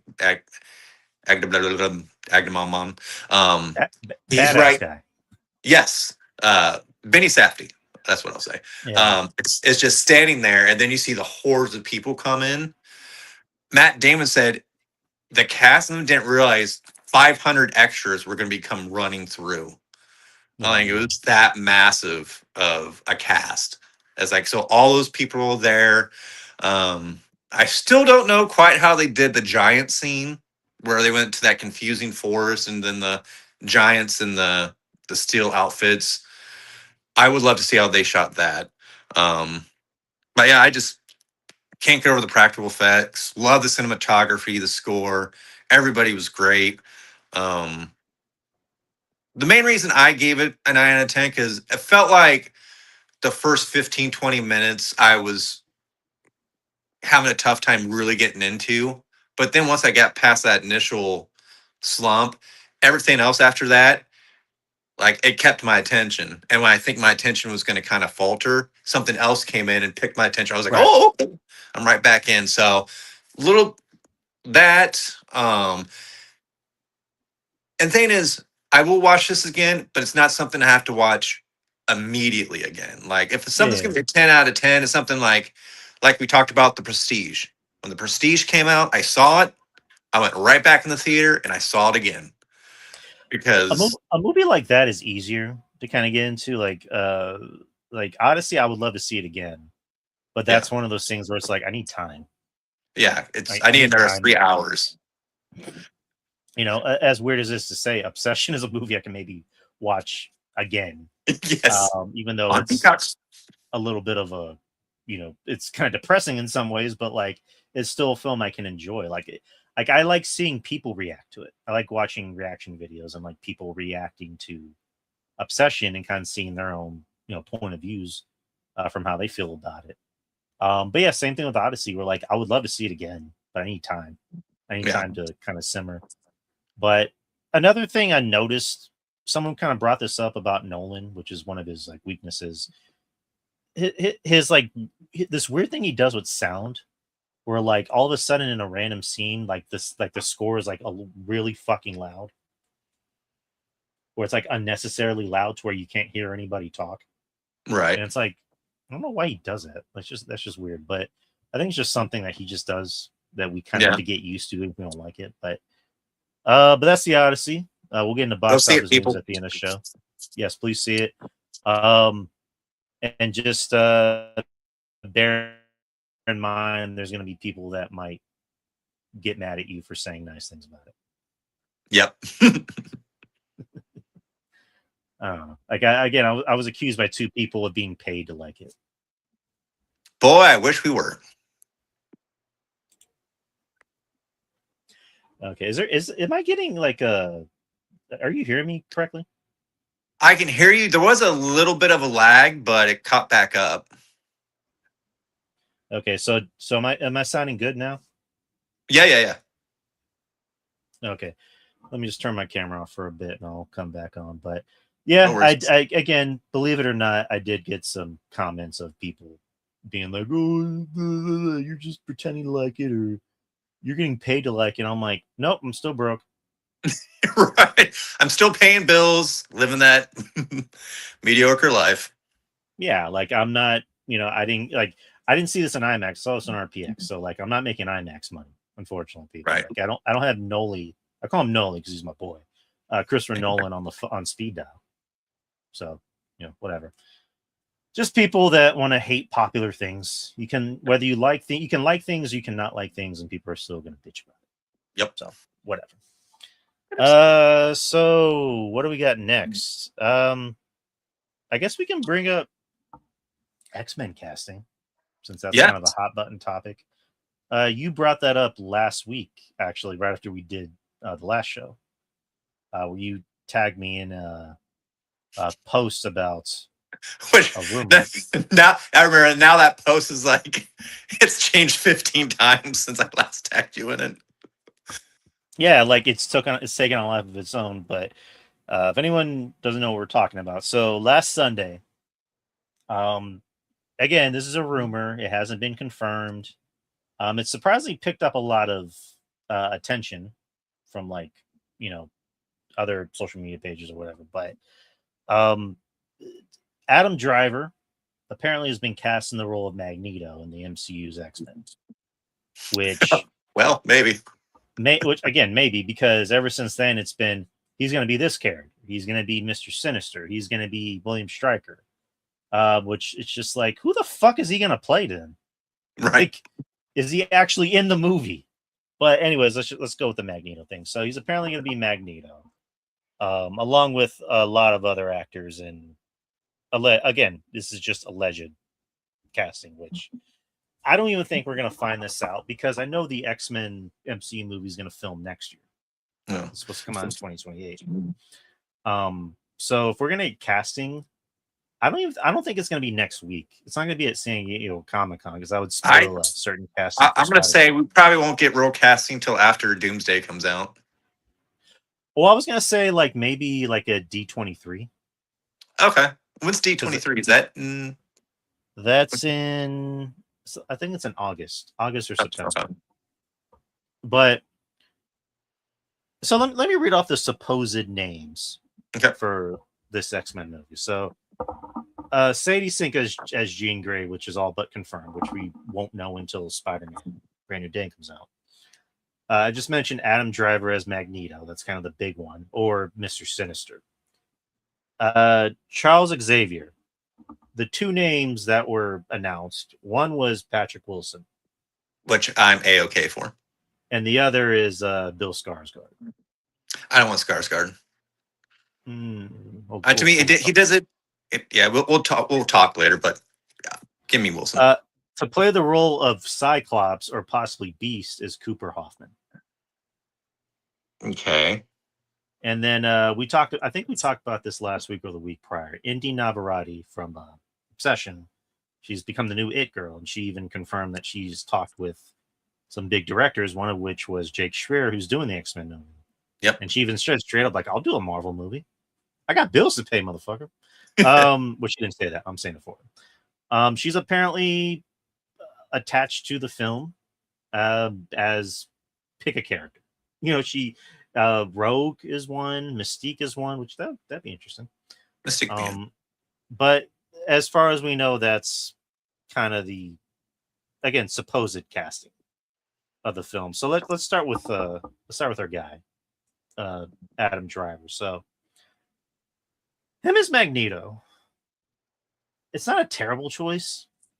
I think in some ways it's kind of like derivative because he already played a guy wearing a helmet in the Star Wars movies.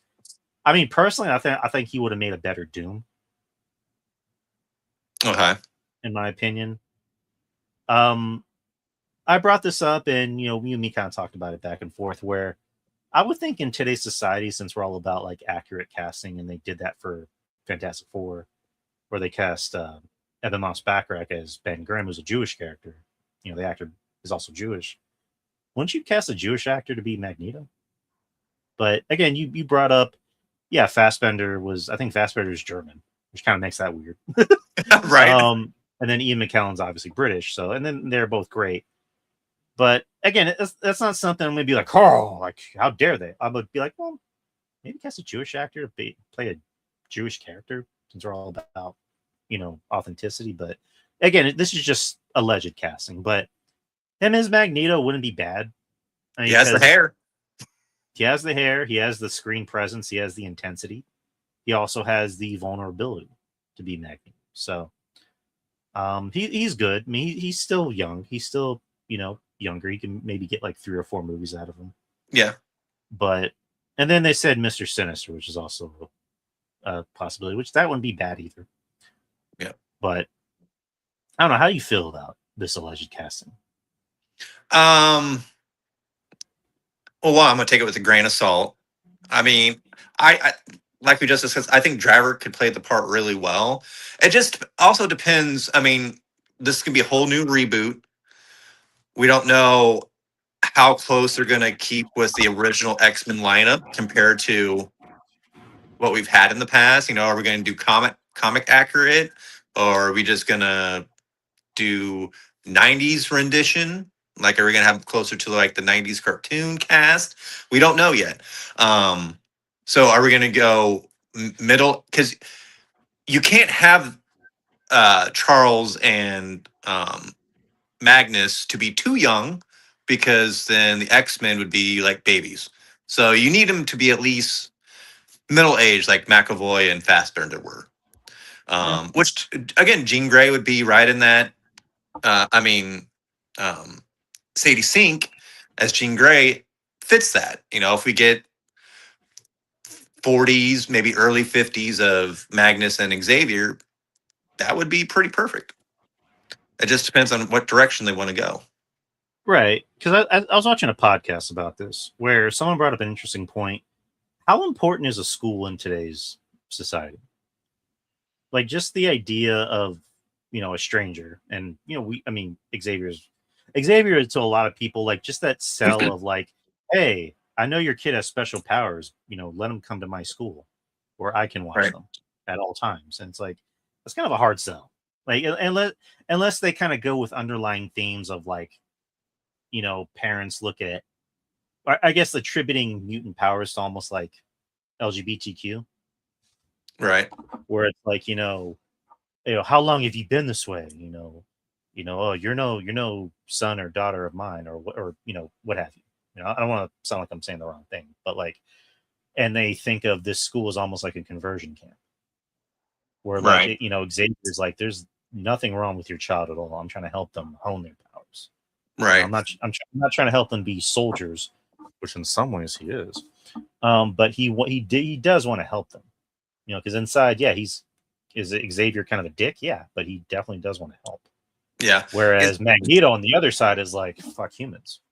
Exactly. And I guess that's the other point I want to bring up, because like, are we going to do another origin story with the X-Men? Do we need that? Because I don't think we need it. I mean, and I hope not. That's why I say I don't mind if we already have established characters and they're the teachers. Like, you have Storm, you have Logan, you have Cyclops. Like, they're again, like the 90s cartoon. They're established characters. They're more the teachers, you know, trying to help the younger generation mutants. So that's what I hope we get. And maybe that's why Jean Grey, the new Spider-Man, is kind of a rogue mutant right now, and being tortured and or chased by a government, whatever. We'll get to that when Spider-Man comes out. But yeah, that picture of Driver, like I said, I think visually and his acting chops, I think he'd do a great job. I don't know. And I mean, his acting, I don't think is the problem. It's just it's always one of those things where like I need to see it.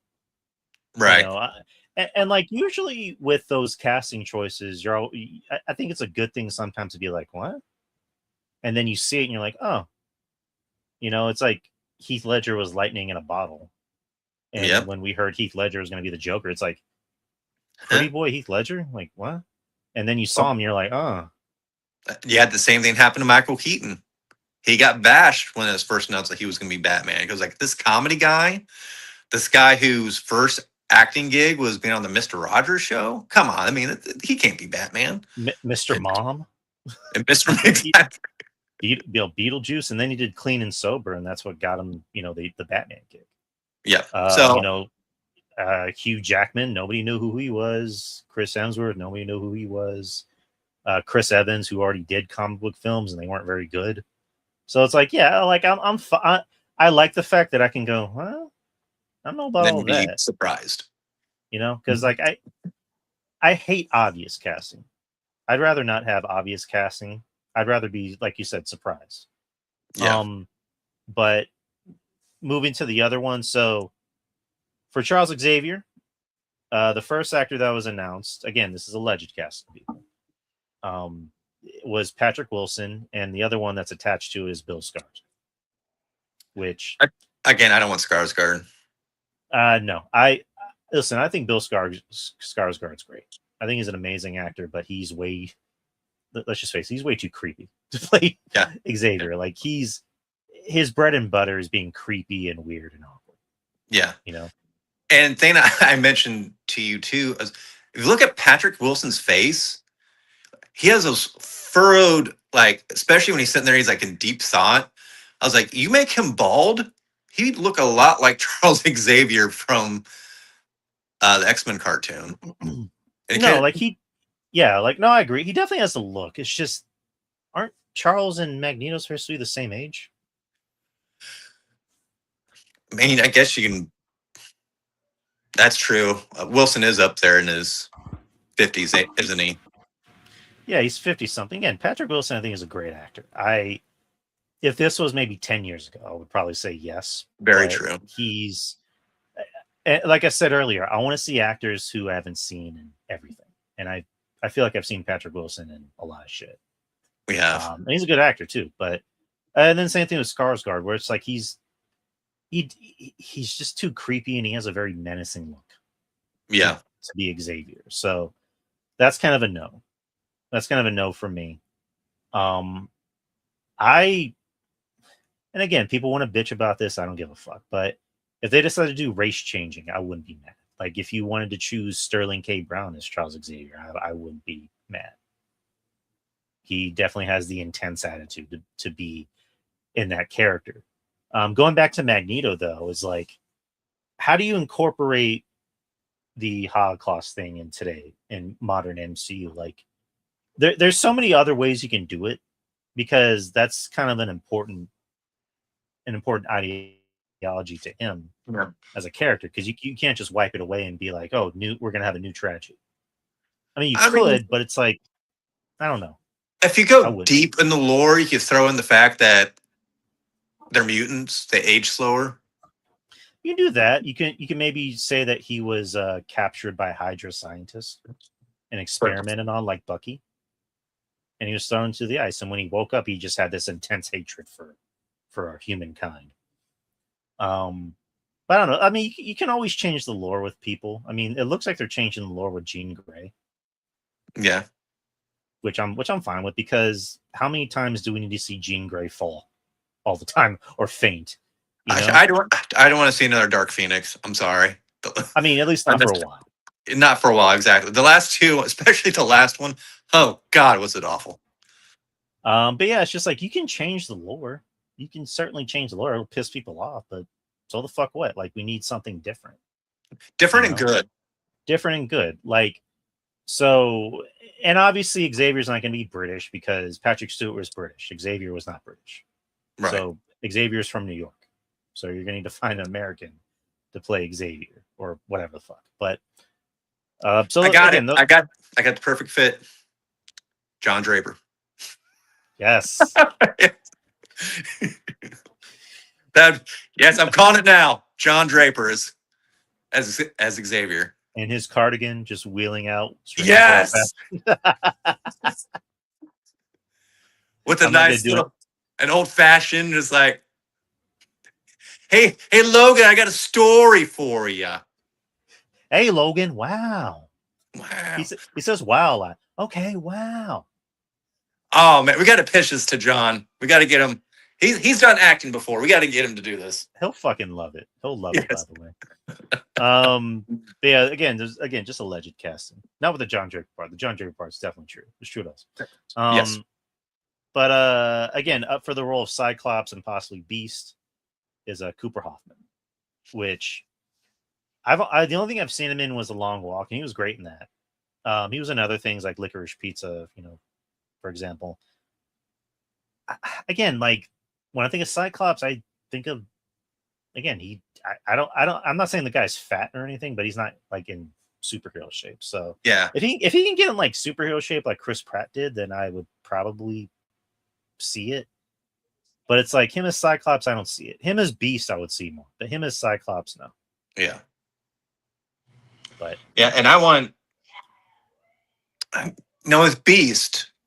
Do you want what they're going to do in Doomsday and have Beast CGI, or would you much rather have Kelsey Grammer practical Beast? I mean, you can't just do like a healthy mix of both.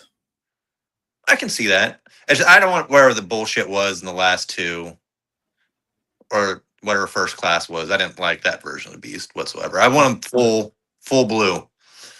And it's kind of sucked Kelsey Grammer was up there in age because he made a pretty perfect Beast. But he's too old. He's too old now. I mean, I would love Jesse Plemons as Beast, but he's kind of up there in age. Oh, that'd be a great choice. He has the face for it. Definitely. How old is Plemons? He's not that old, is he? Well, I guess if we're going to... Shit, never mind. If they're going for a younger cast, I can see it. I can see them not to go Jesse that route. Plemons, he's 38. Oh, okay, he's around our age. Yeah, he's been around for a while. Yeah, been around since Like Mike. That's the first thing I saw him in. But anyways, and then Indy Navarrete, she's apparently tied to it. She has people want her as Mystique, which would be interesting. Rogue she kind of looks like Rogue. I wouldn't mind her. She would have to work on that accent. Yeah, true. Hey, sugar. Hey, Suge. Mystique would be interesting. Do you have Mystique fatigue? I mean, not really, because we haven't seen Mystique in 8 years. True. I got sick of that real fast with the last. Yeah, Jennifer Lawrence was not a good Mystique. Like, I'm sorry. And Mystique, I'm sorry. She's not a hero. No. I'm sorry. No, she wasn't. And like, no, she was a villain. She's like Rebecca Romijn played it the best, even though she didn't really get a lot of time, but she was a villain. Yeah. She played her the best way possible. And like to make Mystique a hero was like, what? Like I understand you want to change some things, but what? But yeah, I would like to see, because let's admit, even though she's a great actress, they did her wrong with her version of Rogue in the first 3 films. That was not good Rogue.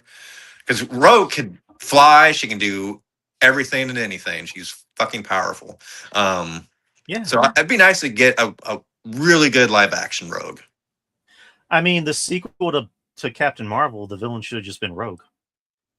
Because Rogue steals her powers. Like that should have been the Captain Marvel sequel. not with the other two Marvels. It should have just been Rogue being the villain. Since you want to introduce mutants in the MCU, that could have been another way to introduce them. Yep. So that would have been fucking awesome. And just have Margot Qualley play fucking Rogue. Oh, that's a great choice. Which I don't know if she wants to do franchises, but it's like, right, you'd be perfect. Like, come on, please, Margot, please, for me. But again, like we just mentioned, they want to go younger. So yeah, we'll see about that. I would say probably between 20 to 25. Do they want to try to keep it in that range, or 20 to 30? The thing I'm hearing is that they don't want to they want to keep the budget as far as like the casting down, because obviously like the main like an Xavier is probably going to be a noticeable actor that's going to get paid more. If they bring in Magneto, again, same thing, noticeable actor, but they want to bring in more fresh faces to play the X-Men. And so, okay, they want to keep that budget down, so that way it's not like a bloated budget. You know what I mean? Gotcha. So I would assume they're going to go with more fresh faces to play the actual X-Men themselves. And I don't think we're getting Storm in this one. I kind of hope not. Like, well, did you hear that rumor with Coogler? Yep, Black Panther 3, which I believe that. I believe that over anything, because Black Panther 3 sounds like it's going to be huge because Denzel's already in it. Denzel in the MCU, which to me, I'm like, okay, you're going to bring Denzel in a Marvel film. Who's he playing? Is he going to play someone like a very ancillary character from the comics, or is he playing someone that's going to be a big name? Like, I don't know who he's going to play. I can't wait. So that's awesome. But yeah, Storm, Black Panther 3. So that's going to come out, I believe, after Secret Wars. And so by that time, they're going to bring in a new T'Challa, which I think is going to be like, I guess, an older version of the kid that came out at the end of Wakanda Forever. Which obviously it's multiverse stuff, so they're going to bring in someone older from another universe. And the talk is that it's that dude from Snowfall. Snowfall. Damson Idris. Okay. Which he's very built like Chadwick. He's as tall as Chadwick. So their idea is like, let's bring in someone that actually looked like Chadwick, but a different takeoff of T'Challa. So again, no disrespect to Letitia Wright, but she's too small. Like, it's like in wrestling, she's a little bit too small. So I'd rather just them recast T'Challa, which is his own family even said, yeah, like that's what he would have wanted. Just recast him. You know, people are going to be mad, so let them be mad. Yeah. But yeah, just again, if anyone knows the comics, Storm and T'Challa link up. So there you go. Down for that.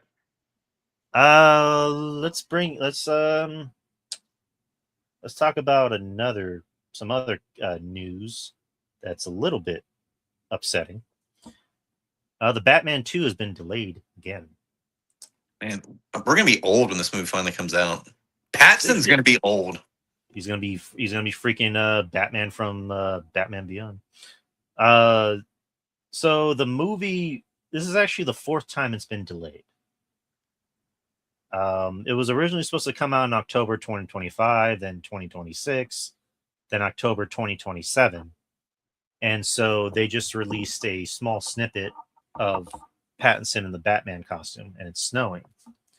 And then it shows the release date, which is February 18th of 2028. Weird time. To which again, it's just like, I guess there's not anything coming out then? Because I know Secret Wars is coming out later that year. It's coming out in December of that year. Yeah. I think No. Actually, no, I'm wrong. Secret Wars would already came out. It's going to come out in 2027, December 2027, and then the Superman movie is going to come out, around that time too. So, yeah, Batman 2 is going to, I guess, kind of be ahead of the curve.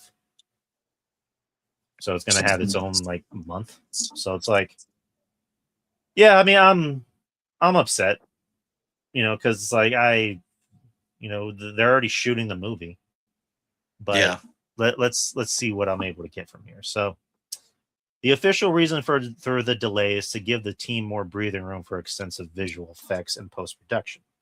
It also triggered a massive musical chairs reshuffle on the Warner Brothers calendar. J.J. Abrams' mystery science flick The Great Beyond, starring Glenn Powell and Jenna Ortega, is swooping in to take over the Batman's old October 2027 slot.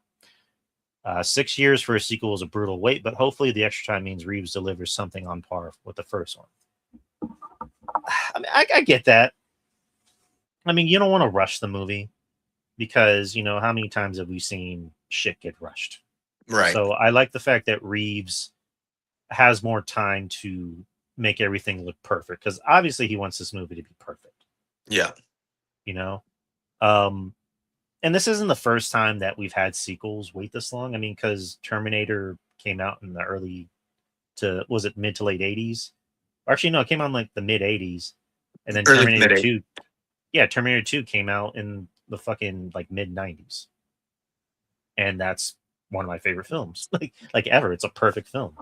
What are some other films that have like longer stretches of sequels? Like The Incredibles. Like the first Incredibles came out in 2003, and the second one came out like a decade later. True. I'm trying to think. Well, they got some ones, but I think they're more money grabs than anything. Like, we're getting Practical Magic 2 after so many goddamn years, which that's Nicole Kidman and Sandra Bullock and their witches. No, I know that. And then Devil Wears Prada, like the sequel just came out and people loved it.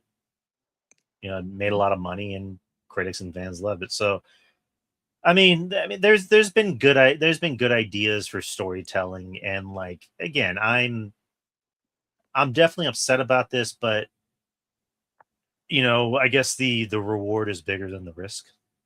Yeah, I just hope it's really good. I mean, just by all means, it should be great.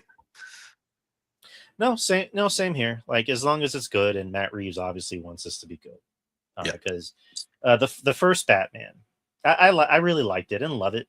I really, really, really liked it. And then Penguin was probably better than the actual movie itself because it made sense that weren't making sense for me in the last movie. Gotcha. So this one is like they have a very packed cast, and they already have ideas on what they want to do. So I trust in Matt Reeves' vision. Yeah, that's kind of how I look at it. Where would you rather get the job done right, or would you rather just get it done? Yeah, it's like the delay of GTA. I mean, that's you want it done right. I feel terrible for anyone who's a fan of that game. That's like we have to keep waiting on this. Like it's just I don't know. Like that I mean that game essentially kind of ruined Sony, for lack of a better term. But anyways, let's move on to another topic that's non-comic book related.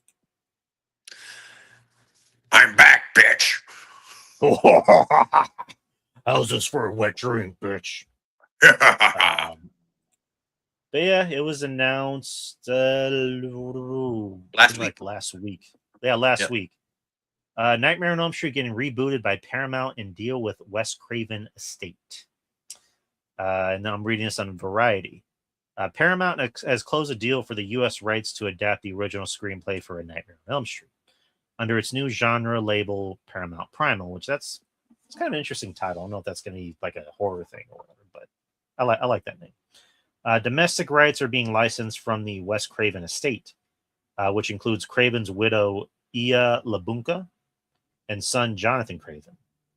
The duo will produce the film with Mark Toberoff, an attorney who helped the filmmaker's family regain ownership of the kickoff film. The yet untitled film is in development under Paramount Primal. Plot details have yet to be revealed, but it will be set in the world of Nightmare on Elm Street and based on the first 1984 film. That means more of Krueger, the iconic child killer, with the burned face and metal claws. And Paramount's new genre label is being led by J.D. Lifshitz and Raphael Margolis, the producing team behind Weapons, Barbarian, Companion, and Friendship. Oh, okay. And then just a quote. Um, I actually like this.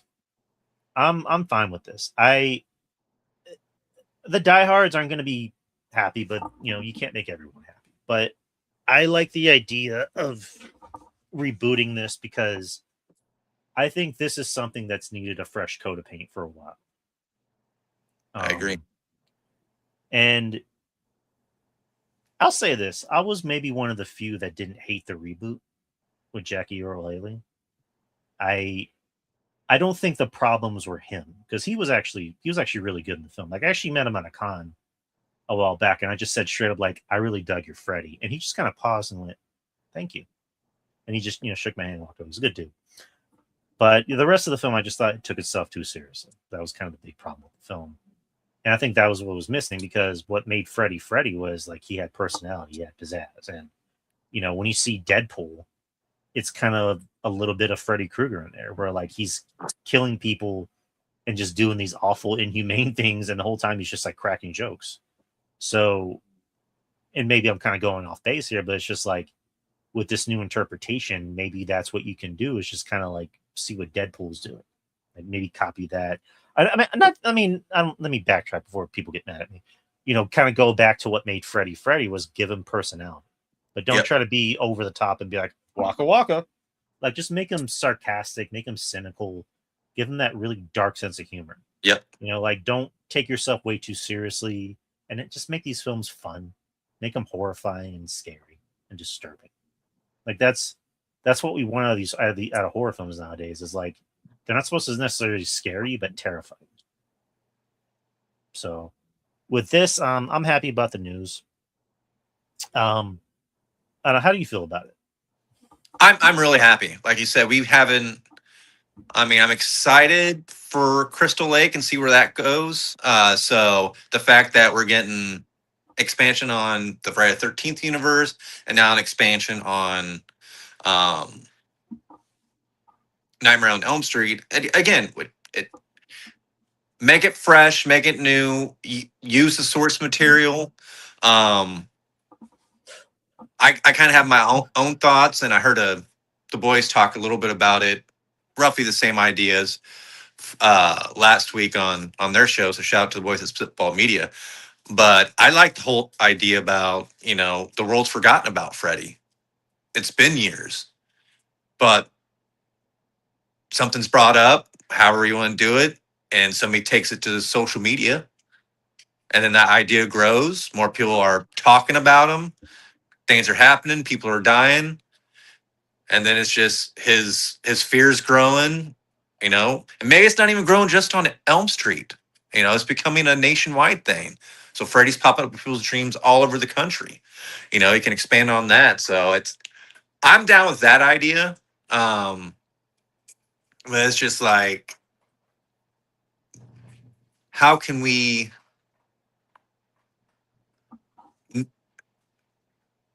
I don't want to say normalize, but update an idea from the 1980s to today, where everybody has cell phones and social media, and still make it relevant, still make it scary, but not deviate too much from the lore.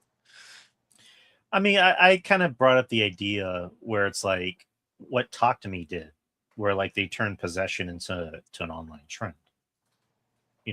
Kind of do that. Maybe you can do that with this, where like you said, this isn't a world this isn't a complete reboot. It's more of a continuation, but you're in modern day society where like the world's completely forgot about Freddy. Freddy's fucked.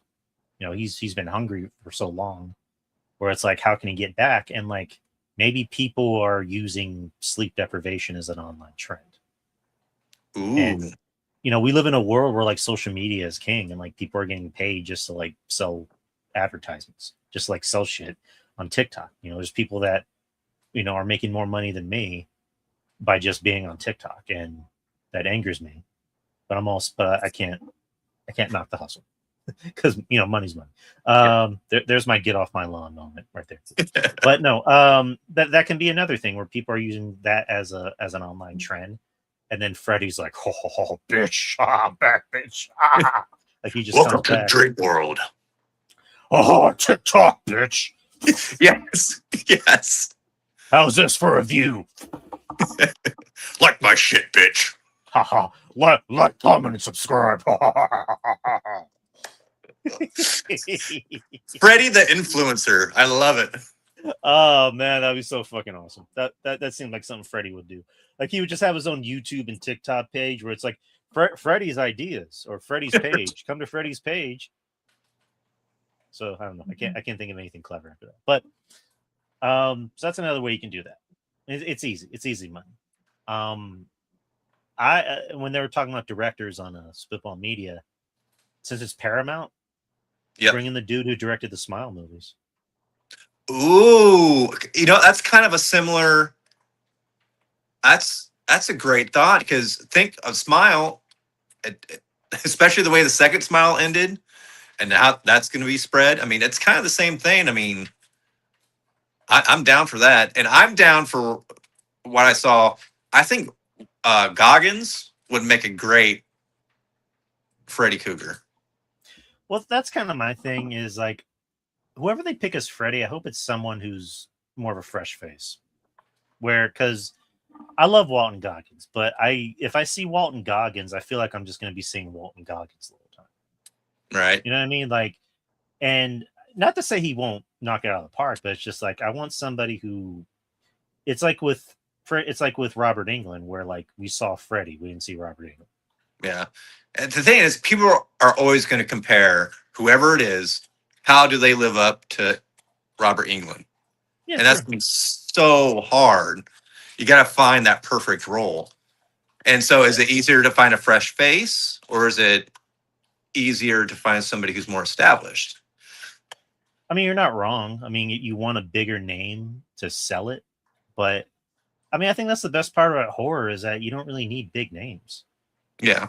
You know what I mean? Like, well, Weapons had big names, but like Barbarian didn't really have big names. I mean, aside from Justin Long, but he's not necessarily a big name. A big name. He's a good actor, but he's not a big name. Obsession. They didn't have any big names. So I think horror, depending on the studio, because like I mentioned Smile didn't exactly have huge household names. No, you're right. They had Kumar. Well, I'm calling him Kumar. He has a real name. I'm being a dick. But like he was in the first one. Kevin Bacon's daughter was in the first one. And then the second one, you had Naomi Scott. And again, these are all good actors, but it's like these aren't exactly household names. Right. And I think that's what makes it work, because these are fresh faces who you can get lost in their performance. So personally, to me, I would rather they cast someone who I can just get lost in their performance as Freddy. And then the teenagers, so to speak, can just be like, whomever, whoever the fuck. But yeah, I'll obviously cast good actors, because like I'm getting done with this trend. I'm kind of annoyed by this trend in horror films where it's just like stupid, unlikable characters. Right. I'd rather it be, and again, maybe this is the film bro coming on me, but I'd rather just be actors who I can like root for, believe in, right? Who have flaws, but they're not total dicks. Right, and just don't do the stereotypical shit of like, this is the virgin, this is the nerd, this is the jock, this is the blah blah blah. Like, just, I don't know, go against type sometimes. I like when they can go against type, but I don't know. Some names got brought up, like Jim Carrey got brought up, Kevin Bacon got brought up, but they're also kind of old. Yeah. So, and again, that becomes another thing of like, I'm seeing them, I'm not seeing the character. You know who I just am thinking about, just because for some reason he just popped in my mind. I don't know. He might be a little bit too tall, but he was in shit. He's starring in the new Tony movie that's about Anthony Bourdain, and he also starred in The Holdovers. Shit. Yes, I'm just gonna see, because he kind of has that kind of when he tilts his face, and he was really good in Holdovers, and he had a few outbursts in that movie. So the thing, I don't know if he's too tall, if that even matters. He's really good. Yeah, he's really good. Who I was thinking of was Nicholson's kid from the one that was in. That's a great pick. he's still a fresh face, but a recognizable face. Like, oh, that's Jack Nicholson's son. Like he has his dad's smile, and so yeah, he can play creepy and menacing. Yes, that's another good pick. You know, I don't know. Just again, I would personally just go with a fresh face, but you know, I don't make Paramount billions of dollars, so No, who am I to judge? So, but yeah, looking forward to that because we, you know, everything needs to evolve. Like with comic book movies, like characters need to evolve. With horror movies, characters need to evolve. So, yeah, you know, eventually, I mean, we're like you mentioned, we're getting a Crystal Lake series, which saw the trailer for that. It looked good. But I'm thinking like, so it's basically Friday the 13th Part 1. it's gonna be basically the prequel to that. I think they're probably gonna do like a little bit of time jumps from like when Jason was born to when he drowned to. I can see it jumping back and forth leading up to the very first murders. That was the beginning of the first Friday the 13th. Yeah, and they cast Linda Cardellini, which is like, I saw a tweet where it's like, nobody can make me hate Linda Cardellini. Like, fuck them kids. Right. And she's too likable, and obviously she's like drop dead gorgeous. You know, this woman has not aged. She has not aged since Good Burger. I agree with you. You know, She's a lovely looking lady. She was Hawkeye's wife. She was Cloudy Jane in regular show. I don't think she's ever been unlikable in anything. She's just her as Pamela Voorhees. I'm like, literally fuck all those kids. Like kill them all. Kill them all. Kill them, mommy. Yeah. So I'm looking forward to that. It looks interesting. I mentioned earlier, like sometimes it's good to change the lore. Yeah. Like, you don't always need to go by how it was before. Like switch it up, be more inspired with the storytelling. So, but yeah, that's news. So I haven't really been watching anything new other than the movie we reviewed. So, what have you been watching? Well, I caught up on some really great horror movies. Two of them you've seen. One I don't think you have yet. First one to bring up is Hokum with Adam Scott, which I really liked. The thing is, it was a little bit of different genres of horror because you had the horror elements with the witch. You had murder mystery because he's trying to figure out what happened to the bartender. Was it this person who killed her? Was it this? What's going on? You had some really inner turmoil with him as you're starting to see his layers peel away and realize he's kind of fucked up. So I really liked it. 10 to 15 minutes, I was like, this needs to pick up because I know it's by the same person who did Oddity and Caveat, and I thought Oddity was just way too overhyped. I really didn't care for it. But as soon as it gets to the part where he's found his hotel room, it picks up after that. I'm like, all right, I'm in. And then they go through some dark subjects in this movie, especially when you find out what happens. I don't want to give too much away because it's a great movie. I don't want to spoil it too much for people, but what happens to the bartender is pretty fucked up. So I really like that. I recommend that to anybody and everybody. And then after that, I was like, you know what? I want to watch another horror movie. I was like, so I'm going to put on 28 Years Later, Bone Tipple. And I fucking loved it. Loved it a lot better than the first one. I thought the first one, still liked it, but it ran pretty slow. Right. This one was a lot more fast paced. I loved Ralph Fiennes. He carried that fucking movie on his back. Mm-hmm. I loved his interactions with Samson. I was like, oh, we're like really doing scientific stuff here. Like he's trying to figure stuff out. He's doing like medicines. Like he's like, take this herbal stuff, and then like he has some breakthroughs. And then you had Spike with the Jimmy Gang with Jack O'Connell was great in that.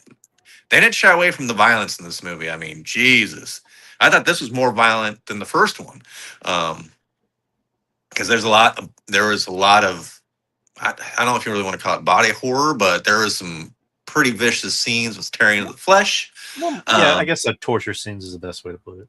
Yeah, torture. But I thought the kid who played Spike and then the female, Jimmy, I guess she was more of the gray area. And I thought the pacing worked a lot faster. I loved the freaking ending Bone Temple scene. Ralph Fiennes freaking. That was awesome. And I love too. Like you see him playing, he just pulls out the record. He's like, "This should do it."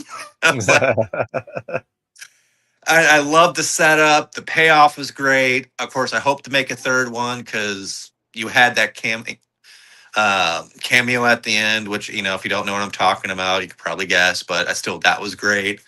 So I watched that. Again, highly recommend. That's probably going to go down as one of my favorite horror movies of the year. I wish I would have saw it sooner. And then after that, I also watched, it just dropped on Shudder. I was wanting to watch this movie, but it was very limited theater release, but it's a Japanese film called Exit 8, based on the horror video game. It's a little over 90 minutes long, goes by fast right from the get-go. It actually, I don't want to give too much away, but you want to talk about claustrophobic horror. Imagine being trapped in a subway tunnel and it's like a never-ending hallway, and you got to try to get from. Again, they lay it out. It plays out like a video game. It actually the movie starts out in first person, where the guy's just on his phone, not paying attention, a lick of dick around him, just on there. He's listening to music in his phone. Then it kind of transitions out at a certain, which is a great transition from first person to third person. And it deals just with, there's a lot of metaphors.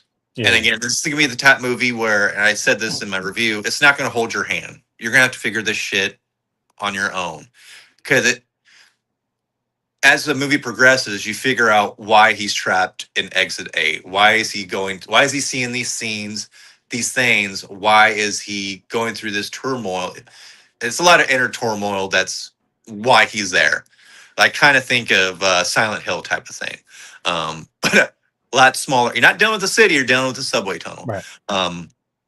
And they lay it out. Like, once he realizes, like, hey, I'm continuing to go down the same hallway, and I don't know what's going on. So when he realizes it, like a couple times going through, he reads the placards where it says Exit 8, Exit 0.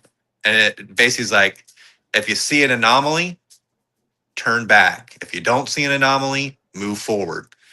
And so basically, because we live in a world, again, this can be one of those metaphors in the movie, where we're so divulgent into our technology, into ourselves, we're not paying attention to the details. So he literally has to go through this L-shaped hallway and start memorizing the shit. And he's meeting these weird characters and how are they kind of linked to his life. And it gets spooky as fuck. And he starts having panic attacks because he, like, one little mess up, if he makes it to Exit 6, he'll go right back down to Exit 0. Oh, shush it, you. Yeah. The dog's being whiny. Oh, get down, boy. I'll deal with you later. But anywho, hey, get away from the table. But anywho, and the thing is, if he goes back to, sorry, he's in detention horror right now. Hey, we'll wrap it up soon, little buddy. Yeah. Hey, all right, go. Hey, go. Sorry, distraction. If it goes back to 0, Exit 1, Exit 2 may not be the same as it was before, and shit may get scarier, and there's some weird shit. But again, it's like a little over 90 minutes. I highly recommend it. I was just drawn in. Like, by this film. Like claustrophobic, intense, long shots. You and I are both fans of long shots. There is some continuous one shots where I'm sitting there like, oh my God, did they do this all in one take? Because it's literally like, it seems like a 10-15 minute long, just one take process, which I really loved. And the score is amazing. The way that you sound. Um, so I really, like I said, I dig it. It might make my top 10. Yeah. It's on Shutter, or if you have AMC Plus, you can watch it there too. I'm trying to think if I watched anything else. I think that's it. I think that's all I watched this week. Yeah, those three movies you mentioned, I like all of them. The Bone Temple is in my top 10. Oh, that's good. I didn't like 28 Years Later. I very famously, my quote was zombie penis, because there was a lot of zombie penis in that movie, more than I'm accustomed to, or more than I'm allowed. And I didn't like it. I thought the story in the first one was just all over the place. Like there wasn't a cohesive story. And there are times where I'm like, am I watching a comedy? Like, what am I watching? Especially when I got to the weird Power Rangers ending with the Jimmies. I'm like, the fuck is this? The fuck is this shit? And then this one had a more cohesive story. Like it was more straight and narrow. And the Jimmies were like fucking crazy. Like they're wackadoo bananas. And Jack O'Connell, I thought he was great. He was great in the role. Like he was very menacing and just had screen presence about him. Then Ray Fiennes is always great. I mean, it's always good to see him in something where he's not a complete piece of shit, where he's not a fucking crazy villain guy. And then again, you know, the scenes with him and Samsons were good. The fucking was it Iron Maiden? Yep. The Iron Maiden scene where he's singing, you know, the 666 song. I'm like, this is fucking metal. I love it. I know. It's like, and then of course, you know, the ending, which not spoil it for anybody, but a certain character returns, and Kamka was with not Oppenheimer, with the Odyssey. I'm like, hey, it's my guy. Hey, guy, how you doing? So again, I kind of hope that gets a sequel. We'll see.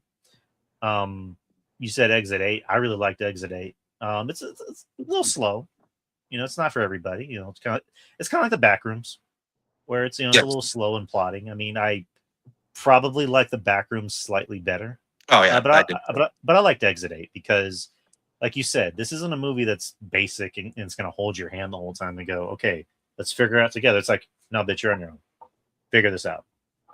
You know, pay attention. Especially when that random like chime, that thing would go off. You're like, ooh, not good. So it's more than just a horror movie, like you said. There's more deeper themes to it, more psychological. And Hokum, that's another film I really did like. And again, another film that's not for everybody. It's a little slow. More than just a basic haunted house horror film. There's more deeper themes to it. I've always liked Adam Scott in anything. You know, Parks and Rec, and you know, just to name a few. I think he's a really good actor. So seeing him in a horror film, I'm like, oh, I want to check this out. I like Adam Scott. And just that shot alone of the witch at the bottom of the well, just staring up at him. I went, fuck, no, no. Close this shit. So yeah, all three of those films I do like. Good choices, my guy. Thank you. So let's end it off with box office, so your doggy can get some love and attention from its daddy. Yes. Coming at number 5, and this has been in the top 5 for a while. Young Washington. I'd still hold strong. Yeah, domestic weekend 2.9 million. Domestic total 41. Worldwide 52 on a budget of 45. So not doing too shabby for, again, a film from Angel Studios. Yeah. That's, you know, I mean, I know Sound of Freedom was successful. So it's surprising that, I mean, it's surprising and also, you know, a good thing that this is in the top 5. Historical drama about George Washington's early military years rounds out the top 5. It suffered heavily from losing its older demographic to the Odyssey.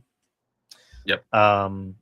Resulting in a 48% drop off. Is likely to see a stabilizing 45% drop next week as it settles into a quiet late summer run. And also the week after next week is Spider-Man. Brand new day. So good for Young Washington, staying in the top 5. I might see that just out of morbid curiosity. Speaking of morbid, number 4, Evil Dead Burn. Okay. Domestic weekend 4.2 million. Domestic total 24.1. Worldwide 38 mil on a $20 million budget. So it already surpasses budget. So I guess it's more of a commercial success. Yeah. Now, is that total for the week or is that overall total? Worldwide. Okay. Latest rated R installment in the Evil Dead franchise is playing perfectly as a counter-programming the massive summer blockbusters. Horror usually takes a steep hit in its second week or third weeks, and Burn fell 56%. This frame, expect another drop off next week. So, number 3, Toy Story 5. Dale Holmstrom. Domestic weekend 12.1 million. Domestic total 430.9 million. Worldwide total 945 million. Oh, so it's almost a bill. Damn. Yep. And on a budget of 200 million. So it did fine. It slid. It slid on a tiny 32% this week. It will likely continue its general 30 to 35% descent next weekend. So I imagine it's going to make that billion. Yeah. And we're going to get more of these toys. Number 1, actually, Moana live action. Or no, number 2. I'm sorry, number 2, yes, not number 1. Number 2. I'm sorry. No, you're number good. Number 2. 50.5 million on domestic weekend. 82 million domestic total. 165 million worldwide. The budget for this was 200 million. By the end, it might break even. Yeah, but it's going to be a flop. Yeah, it's going to be a flop. It suffered a 42% drop from last weekend. So it's going to keep dropping because the word of mouth is not good. No. Number 1. Can you guess what number 1 was? An epic Odyssey? Yes, it's that boy Odysseus and his crew. The Odyssey, 124.5 million, 139.6 million international. Let me kind of backtrack. 124.5 million domestic. International is 139.6 million. I saw a thing where Greece was like selling out theaters, so I'm pretty sure the Greece people aren't mad at this movie for its no. Worldwide 264.1 million. The budget for this is 250 million, so it's already surpasses budget on opening week. The marketing for this was 125 million. So currently it's the highest grossing opening weekend movie for Nolan. Yep. And that's surpassed Oppenheimer and The Dark Knight Rises. Nolan's R-rated adaptation of the epic ancient Greek poem achieved the biggest global debut of its entire career, besting even Oppenheimer and Dark Knight Rises. Premium formats did the heavy lifting here, with IMAX and PLF screens commanding a massive 53% of the total domestic intake. Because it relies so heavily on giant screen bookings, expect a relatively standard 50 to 55% drop off next weekend as casual moviegoers wait for tickets to open up. Though massive word of mouth promises an exceptionally long theatrical tail. So they're definitely going to make more money next week.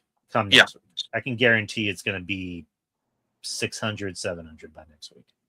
Yeah, easily. I mean, it's when a movie's great and it is getting.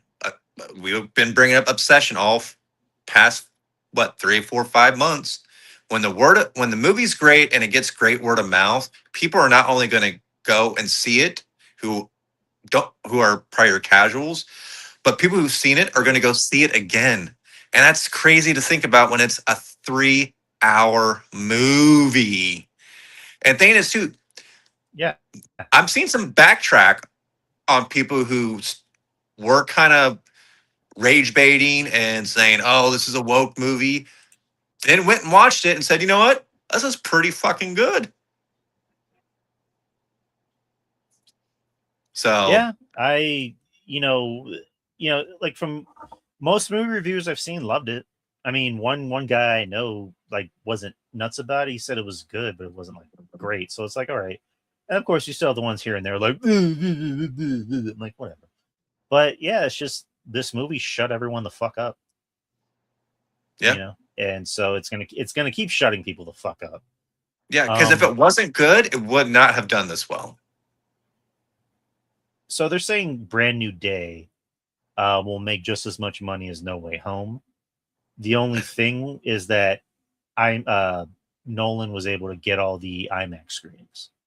Yeah, So Brand New Day is not going to have any IMAX screenings, which I don't think that'll hurt it because it's Spider-Man. yeah, Spider-Man's the cash cow, and we haven't seen him in 5 years, so I think people are going to be happy to see him back, and they're going to want to see the movie over and over again, especially if it's good. Especially if it's good, people are going to go back and see it. yeah. Do we have anything So big playing this upcoming weekend? Because I just want to know if like Odyssey got any big competition for its second week. I don't think there's any big movies coming out next week, but let me just double check real quick. Man, Tom Holland and Zendaya are eating good this year. So is Pattinson.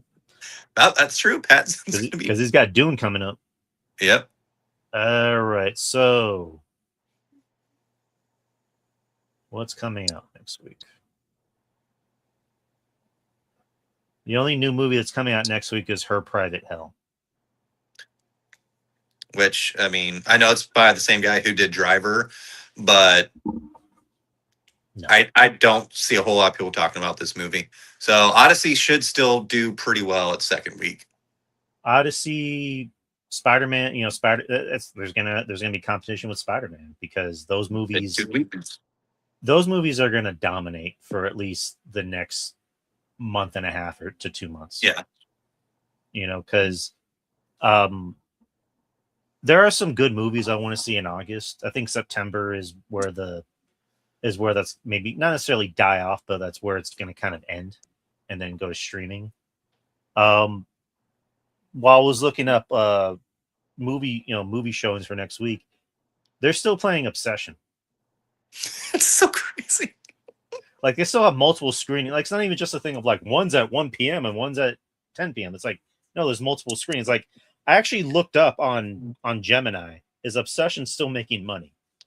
And it said as of now, it's reached 442.7 million worldwide. That's awesome. On a $750,000 budget, and it officially surpassed the historical profit to budget ratio of the Blair Witch Project, and that costs $600,000. So the fact that it just came out on Peacock, just recently, and it's doing well there. It was already on streaming, but you had to buy it. But it just came out on Peacock, and like you said, I don't have Peacock anymore. I'm probably gonna get Peacock again, but like I imagine it's gonna be the number one watch movie on Peacock. Like there's no ifs, ands, or buts about that. So there goes our weekly talking about Obsession. Yeah.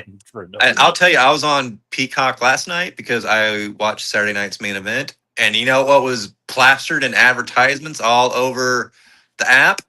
Obsession. Freaky Nikki. Man, I'm happy for that girl. I'm happy for Indy Navarrete. She was at Fanatics just recently. Someone actually gifted her like a limited edition copy of like Modern Warfare 2, and she was like geeking out over it. So the fact that she's one of us makes it cool. So I want to see her get all the roles. I want to get to that point where we're sick of her. Where we get Indy Navarrete fatigue. She'll be the new Pedro. Exactly. I want her to be the new Pedro. But yeah, people, that is the show. We are done. 2.5 hours in the can. Thank you to everyone that's watching on the YouTube, on the Twitter. This has been a very Odyssey-esque episode. Yeah, this show is damn near just as long as the movie. Oh my god, that's awesome. I mean, we can like squeeze in an extra 23 minutes and make it just as long. Yes. But anyways, people, thank you all for watching. Yes. Make sure you head over to the YouTube channel and you subscribe, you leave a like and a comment. It helps with the algorithm. And just follow all the socials. I post all the reels for the shows on the Instagram and also TikTok, which I'm getting close. I'm at 710 followers on there. Oh, nice. If I can get to 1,000, I can possibly even stream these shows on TikTok. So bring in a much bigger audience. So, and then a new episode of The Experience was out. I went solo. And that's really about it. People follow the other shows. And Joe, take us home. You can find me on the X and on TikTok at Moose Breath.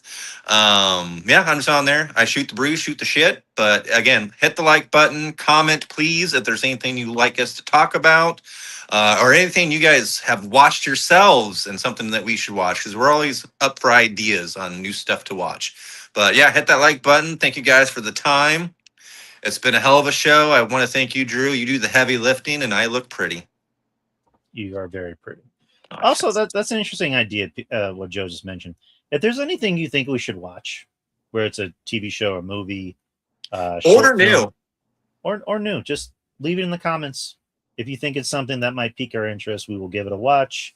We are always down to watch new content or even old content. So. But anyways, people, we're done. See y'all next week, where we could be possibly talking about a certain trailer for a very big movie coming out later in the year. So, yes. Anyways, people, take care. Peace out and be safe. Bye.